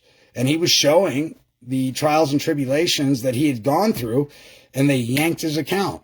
All right. They 86'd him. Yet you can see somebody twerking their ass, and they'll have 200,000 viewers. They'll have 300,000 subscribers, and they'll be doing lewd conduct on public social media forums that kids are seeing, and their accounts never get 86'd. But people like myself and yourselves who are acquiring this knowledge to make the corrective measures needed and to enforce the law. We don't practice law. The law has been well perfected since the beginning of time. We're merely enforcing it. We are shadow banned. Our accounts are taken down. So that's the importance of sharing these lives. Because, ladies and gentlemen, I'll be real honest with you. If I was running a eloquent dance club, I'd probably have 1 million views. And there could be nipples and tassels and booty shaking and, all kinds of music leading to violence and everything else. And I guarantee you that my account would be just fine. In fact, I should experiment with it, because I have friends that own clubs and stuff. I should go down there and just fire up a new TikTok and a new Facebook and watch how it's promoted and watch how fast the populace grows on those platforms, just to prove that it's not a theory that I have. Prior to my TikTok being shut down at 3 a.m, I would have anywhere from 340 to 420 people on my live at 3 a.m. on TikTok. Right now, it's showing that I only have 76. On my Facebook live, it's showing I only have 11 people. All right. And you may look at your phone right now and be on TikTok or Facebook and go, oh no, there's 48 people on here. I can see I'm 48. It says 48. And on TikTok, it might say 280. But what it shows me is 74 and 11. 11 for Facebook and 75 now for TikTok. And the reason it is to discourage people from continuing to share this information, to make it feel like all your efforts are in vain. But I'm never going to stop. All right. So when you see these lives pop up, share them, download them, send them to people. All right. Help people ascend to the mind. The information that I'm giving to you did not come to me freely. Let me expand on what I'm telling you about. It didn't come to me freely. I've been to prison multiple times now without ever being charged with a felony. In some cases, not even having any allegations or charges against me. The sheriff said, you're just too intelligent for your own good. Do you remember when I told you were too intelligent for your own good? The sheriff told us, or the judge told us, just to take you directly to the penitentiary. And it turned out to be a 45-minute battle with the chief legal counsel and the warden of the penitentiary, because they didn't have any formal charges against me. They're like, look, this is a liability. We cannot hold this guy. And they're like, you're going to hold him, because if we take him back, we all let him go. And this son of a bitch is just going to rip us apart. You got to hold him, please. They literally had the sheriff in tears, begging them to hold me. And the attorney general and the governor got involved in the issue. That's how big of a deal this shit is. When you become a thorn in their side, talking about what's true, correct, accurate, not misleading, that you're telling them that you're not practicing law, you're enforcing the law because the law has been well perfected since the beginning of time. These people will go through all kinds of nefarious activities to protect the establishment that they have participated in and that benefit their livelihood and their way of life. All right? So it's dangerous. I can't tell you how many people have passed away that I haven't been able to attend their funerals because I'm being held for some benign statute, code, city ordinance, rule, or regulation violation with no victim, no sworn pleadings, simulated legal process with sham legal pleadings, engaging in baratry, and I'm being held against my will and nobody will let me out. But I'm missing people's funerals. I'm missing saying goodbye to people. So this knowledge that I share with you, it wasn't fucking free. But I give it to you freely, hoping that you can avoid the snares and the pitfalls and the traps that they lay, waiting for you to stumble into. Hoping that my honesty, my integrity, and what I was willing to sacrifice for wasn't all in vain. I'm not your savior. I'm not your messiah. I'm nobody fucking special, and I'm no more intelligent than you are. All I can say is slow down and read to retain and read to comprehend. The laws to grammar are just as relevant and important as the laws to mathematics. Numbers don't lie, ladies and gentlemen. And when you understand the law of grammar, grammar and words don't lie either. It's a matter of comprehension. So again, everything they're doing is under Article 1, and they're enforcing it under military powers under Article 2 for the United States of America, which is where the president fills two offices. You have the office of the President of the United States, and you have the President of the United States of America. Those are two very distinguished and separate offices. And it's a violation of separation of powers. And it's been that way since George Washington. Nothing has changed. There's nothing new under the sun. But if you ask ChatGPT what I'm talking to you about, and mind you, I've prevailed in over 30 cases with other people that I've directly been involved in, and there are a plethora of cases from other people who have just listened to my lives and prevailed on their own, doing their own due diligence, that have said, thank you. You helped me liberate my son. Thank you. You helped me free my grandfather. Thank you so much. I was able to get my house free and clear from your YouTube channel, from your Facebook videos, from your TikToks. Thank you very much. And I can't count all of those.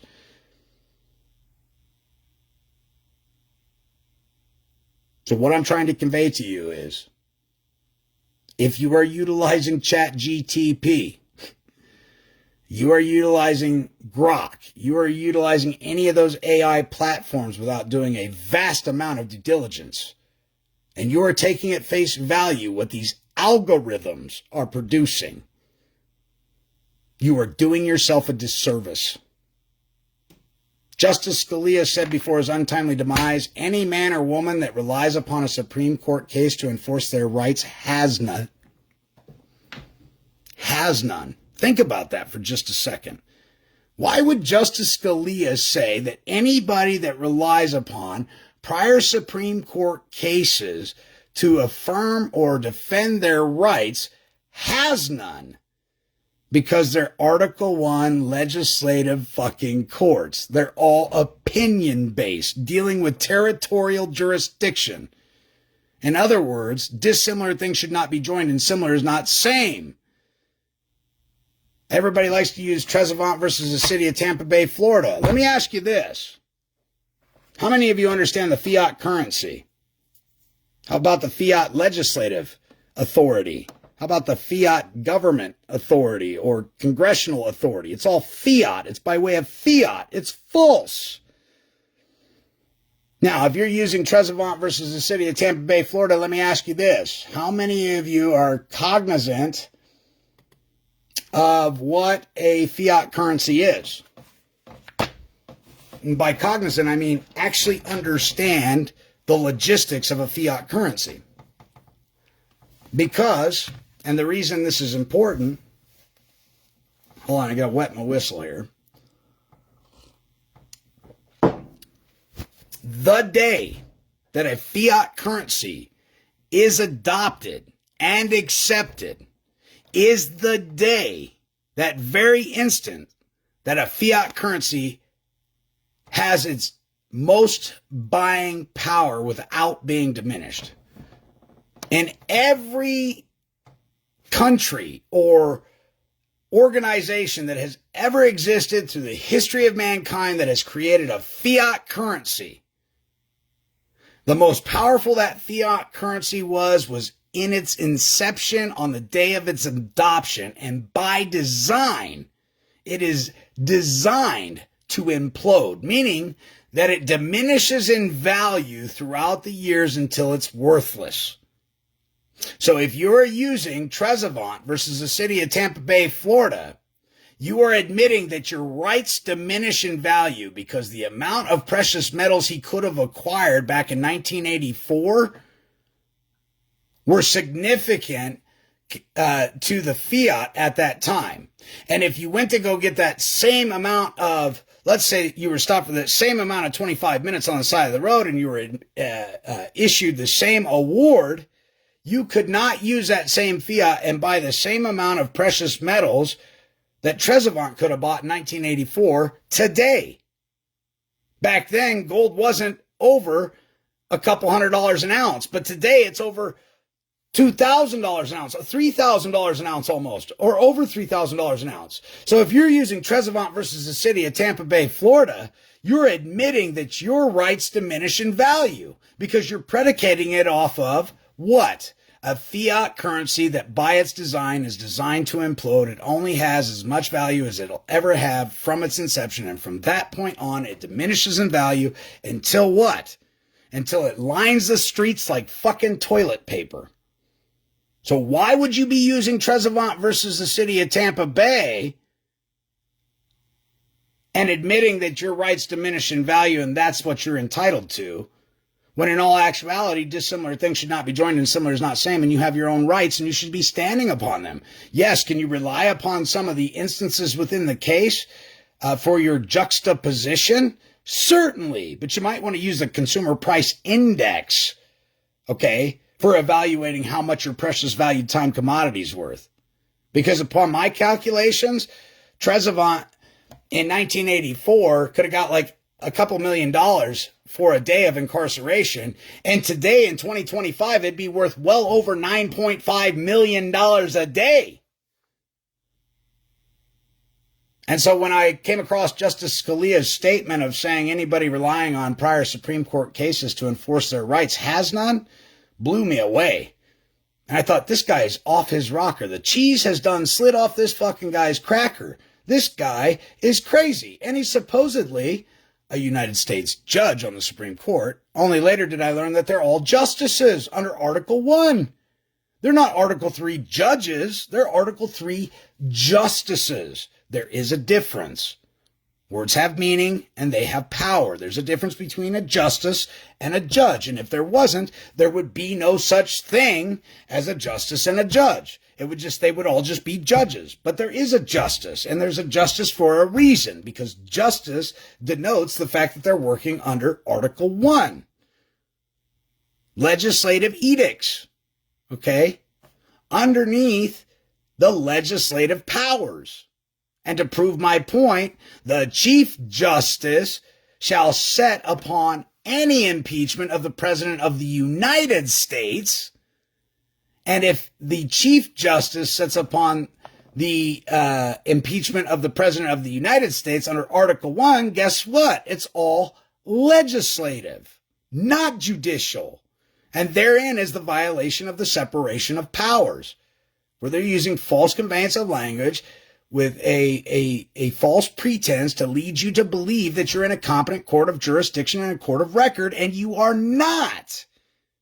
And they're utilizing it to unjustly enrich themselves and their principle, which is theft by way of false promise, theft by taking, breach of trust, breach of fiduciary duty. They'll tell you that your jury trial is what you're entitled to, but you're actually entitled to a trial by way of jury, which is completely different, because when you actually have a court of competent jurisdiction with an actual jury, there is no appeal. So to find out whether or not they're being honest with you, all you have to simply do is, if the jury finds me guilty, do I have a right to appeal? The second they say yes, they automatically are telling you they're under the Article 1 military tribunals. Those verdicts from juries can be appealed, which tells you you're not in the proper venue. You're not in a court of competent jurisdiction and a court of record. Now let me expand further on that. The grand jury and the grand jury foreman have to live and reside and be domiciled on federal territory. Guess what? None of them do. In most instances, it is very rare that you will ever find anybody sitting on a panel of a grand jury or the grand jury foreman who are residents of the United States and live on land that is ceded to, owned by, or property of the United States of America. Again, you're being denied due process of law through a false conveyance of language, a simulated legal process, and an artifice and a scheme to ensnare you into a foreign jurisdiction using foreign policies and procedures to extort you. How about the petite jury or the jury of 12? Guess what? Same rules apply. Where do they pull these jurors from? Voter registration. I already explained to you the difference between an elector and a voter. An elector is somebody that's part of the perpetual union, the several states, okay, who's an elector. But a voter is a United States citizen, part of the state of, proclaiming to live or be domiciled on federal territory or land ceded to or owned by or property of the United States of America. And I'll be honest with you, almost 99.9% of people do not fit that depictor and descriptor. And it's all right here in this good book, the Constitution. It's all right here. It's very clearly laid out. It's laid out in the Northwest Ordinance. It's laid out in the 4 organic laws, ladies and gentlemen. I'm surprised they haven't shut down my live already, because I've spilled so much beans on these lives this evening that most often this stuff, I get dropped, kicked off, 86 for the next 3 months for sharing this information with you guys. Surprisingly, it hasn't happened yet. Territorial jurisdiction must always be raised and never waived. And if you hire an attorney, you're screwed. You're absolutely SOL. There is nothing an attorney can do for you except for sell you down the river, operating as a double agent who is engaged in espionage, taking information from you and selling it to the enemy. Period. End of story.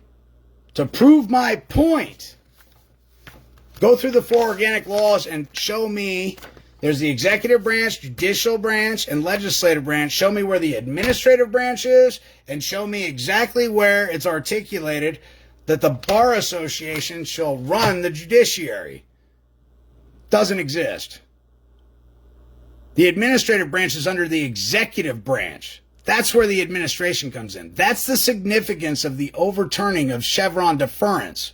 And hopefully soon, if these people get their ass and their poop in a group, hopefully soon Citizens United will be overturned as well, where it's stated that the corporations have rights just like we the people do, and therefore they can lobby the legislators and the politicians to pass laws for their benefit.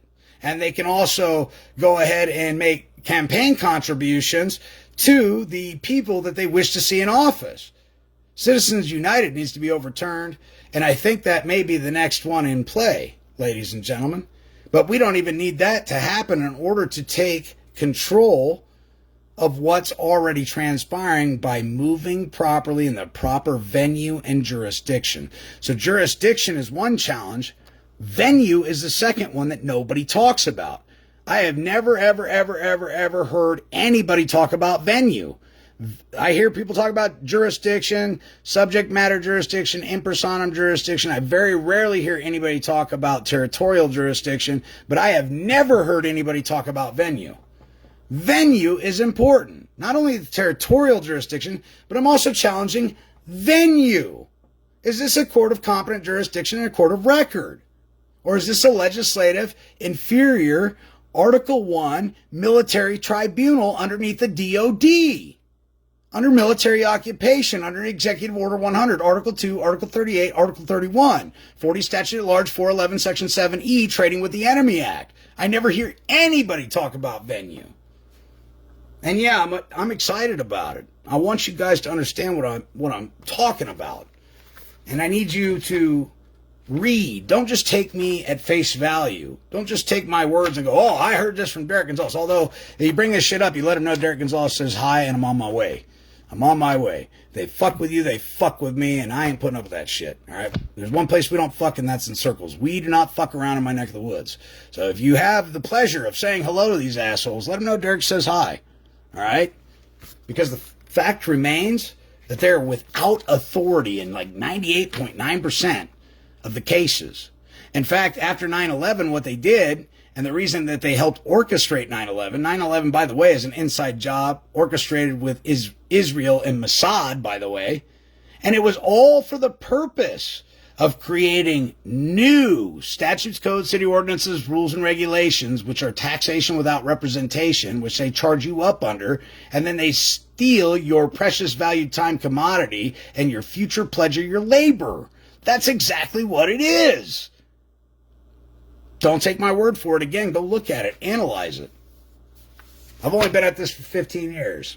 I never went to school for this shit. I never went to law school. I don't have a degree behind my name. I have a fuck of a lot of cases I've won, and it isn't because I'm fucking ignorant, I'll tell you that much. And it isn't because they just capitulate because I'm a smooth talker and I'm fast. It's because they carry the primary active degree of fault for an artifice and a scheme using a false conveyance of language, failing to disclose material facts and concealing material facts or misrepresenting material facts in order to unjustly enrich themselves and their principal. And that makes their butthole pucker tighter than wood duck in a fucking hurricane. All right? When you know what the fuck you're doing and talking about, these people roll over like a bitch in heat. And that's not an exaggeration. That's a fact. Because they can spend the rest of their life in Leavenworth or Guantanamo, or worse yet, be euthanized for it. It's very rare. In fact, I can't think of any time in American history that any politician has ever been euthanized for their blatant disregard and breach of trust and breach of commercial duty and breach of their fiduciary duty. But I can tell you of quite a few instances where they have been incarcerated for up to 18 years for what they're doing. But the key fundamentals in being able to enforce this is comprehending and being able to read the 4 organic laws and know who you are, and most importantly, what you are not. They only have control over things they create, period. And if you have something in your possession that they created, you are merely the cesta qui. You have use of it, but you bear no primary active degree of fault for it. And the onus of probandi falls upon them if they're going to allege that somehow you carry a primary active degree of fault for it for an incidental privilege or benefit that you may have incurred. But in all actuality, all obligations and liability are liability of the United States, period. Title 18 United States Code 8, 73rd Congress, First Session, Volume 77, Part 1, 1,156 pages. You got the Trading with the Enemy Act, 40 Statute at Large, 411, Section 7E. You have the Statutes at Large, United States Code 1, Section 112 and 113 that affirm what I'm talking about. You have Executive Order 100, Article 2, Article 38, Article 31.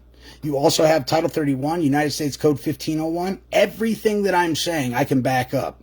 I don't need pieces of paper when I go into court. Last time I was in a court, I made a judge crawl underneath the fucking bench. It was in Indiana. He literally was crawling underneath the bench. I had to walk up there to make sure he wasn't having a fucking aneurysm. And the young hotshot female attorney, 30 years old, is like, we're going to a bench trial. And he's like, no, we're not. And she's like, yes, we are. And he goes, I'm telling you, that's not happening. I was dying laughing. He adjourned the matter and started walking from the bench, and she's screaming at him. And he goes, this matter's been adjourned. I've got other things that are pressing issues, and I'm leaving.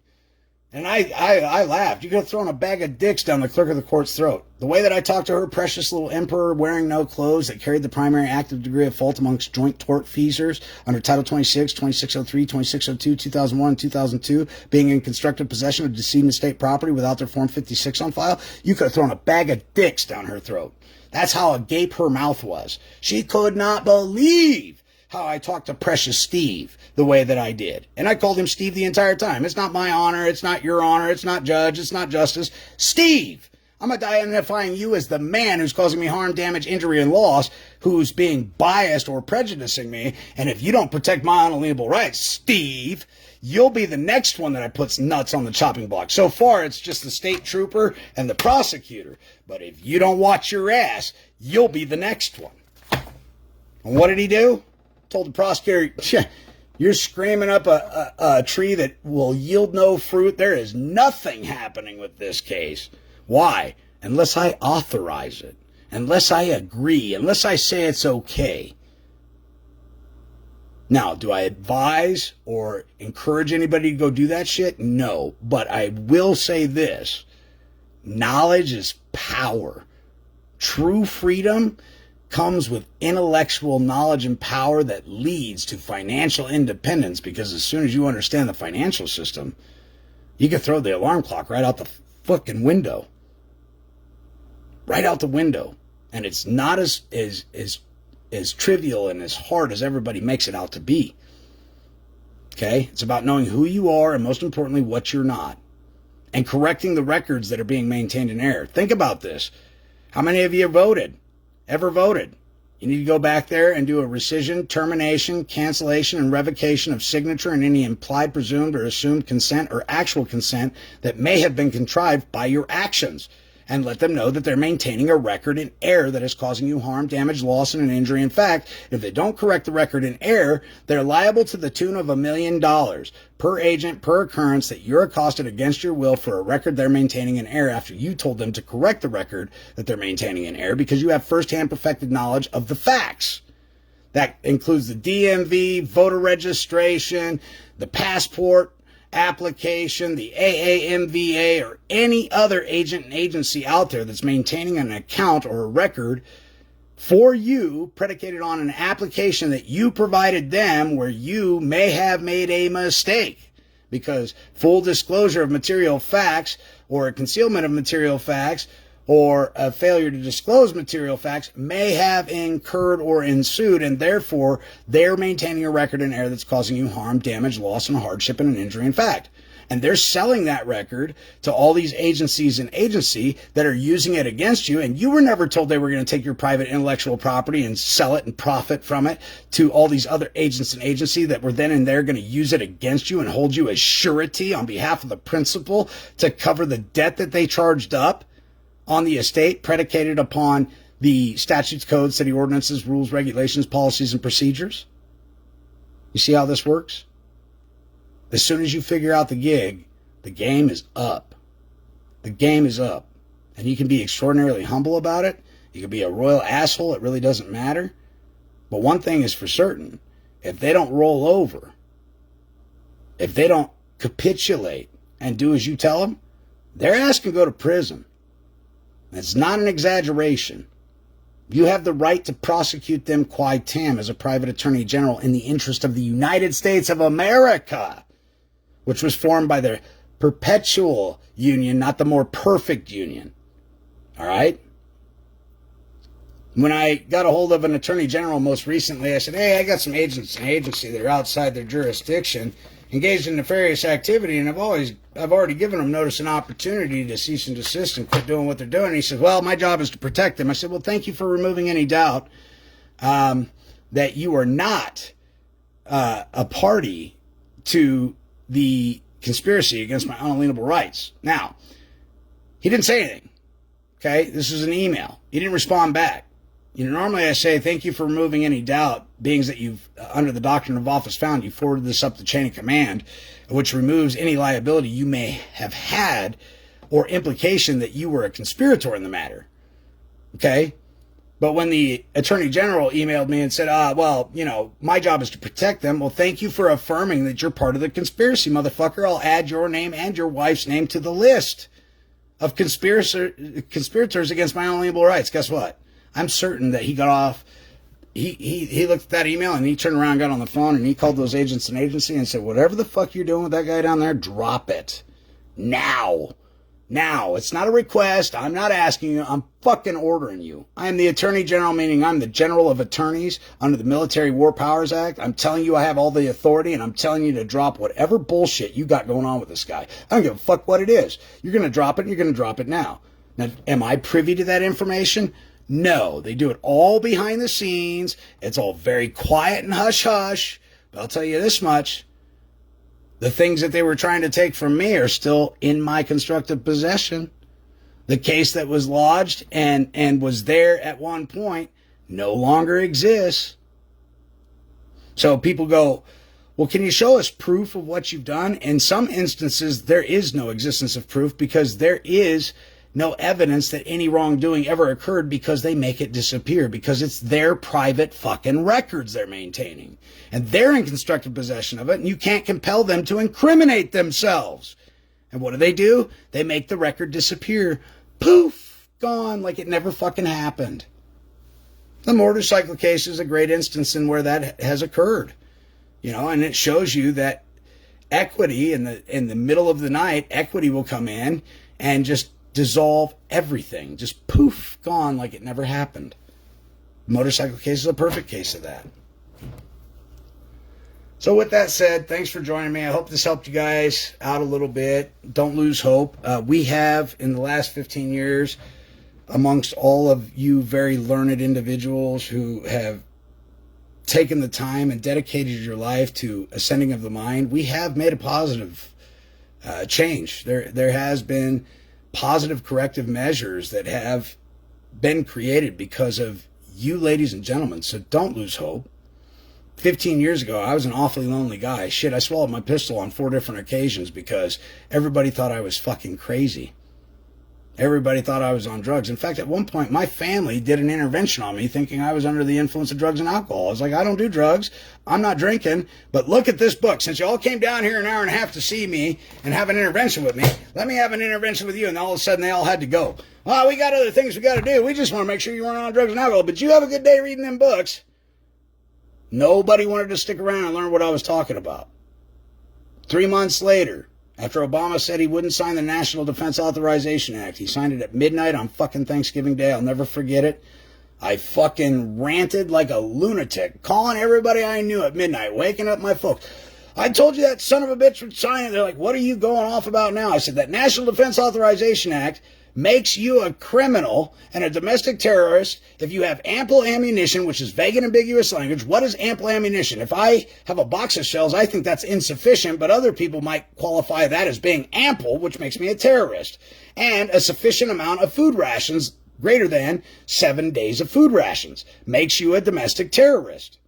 And that was just the tip of the iceberg. When you really went through the National Defense Authorization Act, where it gave the military personnel the permission to engage in bestiality. I mean, they're throwing it right in your face, ladies and gentlemen. Throwing it right in your face. That it was lawful and legal now, or legal at this point, under the National Defense Authorization Act for any military personnel to go screw a sheep in Afghanistan, or a donkey, or a camel, or whatever the fuck it was. But bestiality was within the first rendition of the National Defense Authorization Act that was passed. It was there. I read it. And everybody thought I was batshit fucking crazy. And I'm like, look, it's right there in fucking black and white. This is what all your politicians sign. They're allowing your military forces to engage in bestiality, screwing sheep, donkeys, and camels out there in the dune coons. And everybody here's just hunky-dory with it. And I think the reason they put that in there is just, it's a litmus test to see whether or not the general populace is reading it all. And of course, nobody makes an issue with it. Nobody's actually reading it. And the people that are squawking and talking about it are dismissed as lunatics or heretics or people who are of unsound mind.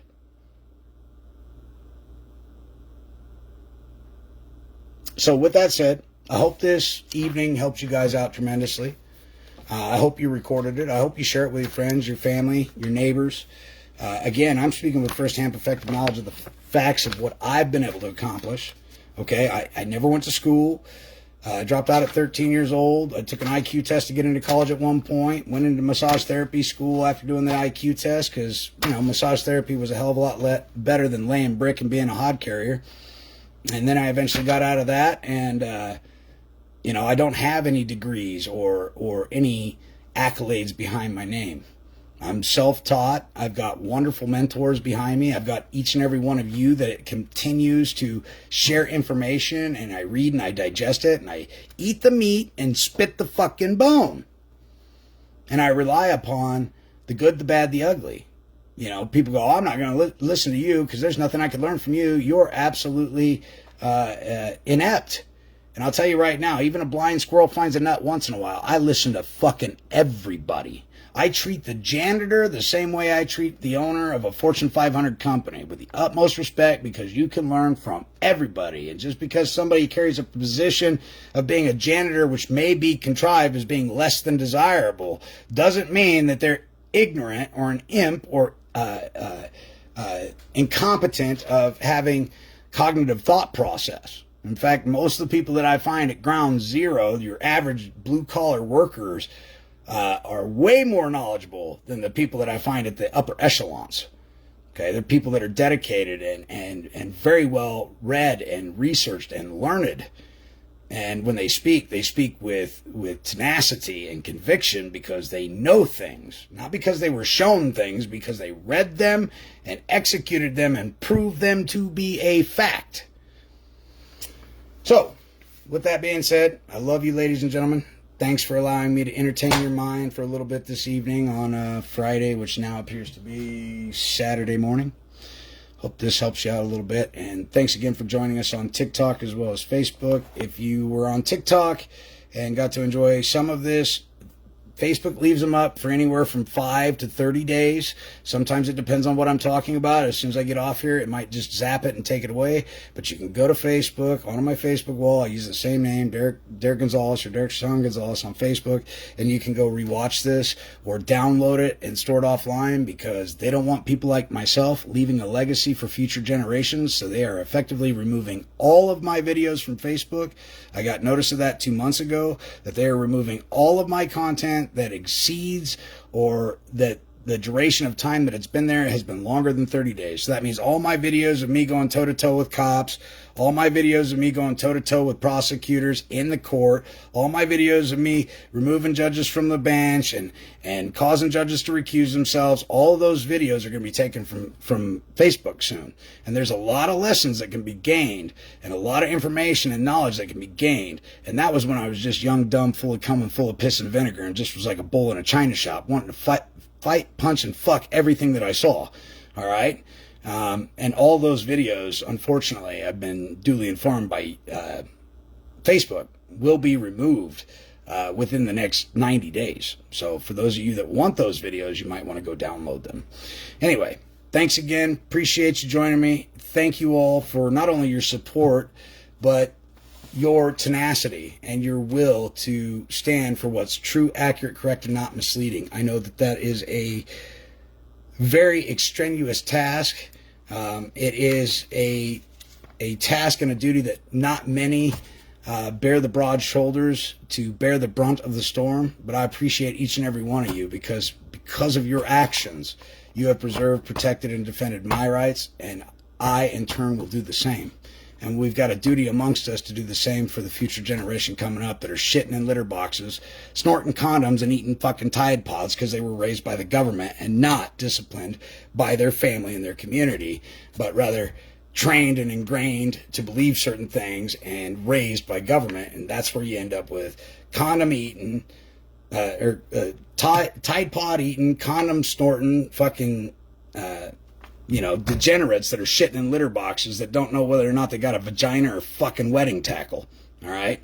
We got to fix that shit. And you, ladies and gentlemen, are the fucking solution to that problem, believe it or not. If you see an idiot wandering around in your community, whacking him upside the back of the head and say, I can't allow you to be a fucking idiot in our community. You're either going to grow up to be a drug addict or a fucking thief. And so we got to teach you something. All right? We can't allow the youth to just wander around aimlessly as pompous, ignorant thugs and ignoramuses. It's our duty, it's incumbent upon us to help the youth come up out of their stupor, and we also need to correct this school system. This public school system is a crying shame. I mean, if you don't know whether or not you were born with wedding tackle or a vagina, that in and of itself is a major fucking problem. And the last Supreme Court justice elected, they asked her, do you know the difference between a biological man or woman? And she had no comment. And I thought that was fucking hilarious. Now, I understand why, legally speaking, she wouldn't talk about it. I get it. I understand why she would not comment. It's not that she doesn't understand the difference between somebody born with a penis and testicles and a vagina. It's because, legally speaking, in legal land versus lawful, there are all these different connotations and all these different little things. You got first degree, second degree, third degree, homicide. You got statutory or attempted, and so on and so forth. So I get why she refused to comment on it, but I just thought it was really, really, really funny while she was being questioned by the Congress as to how she was sufficient for holding a Supreme Court justice seat, how she couldn't properly identify the difference between a man or a woman.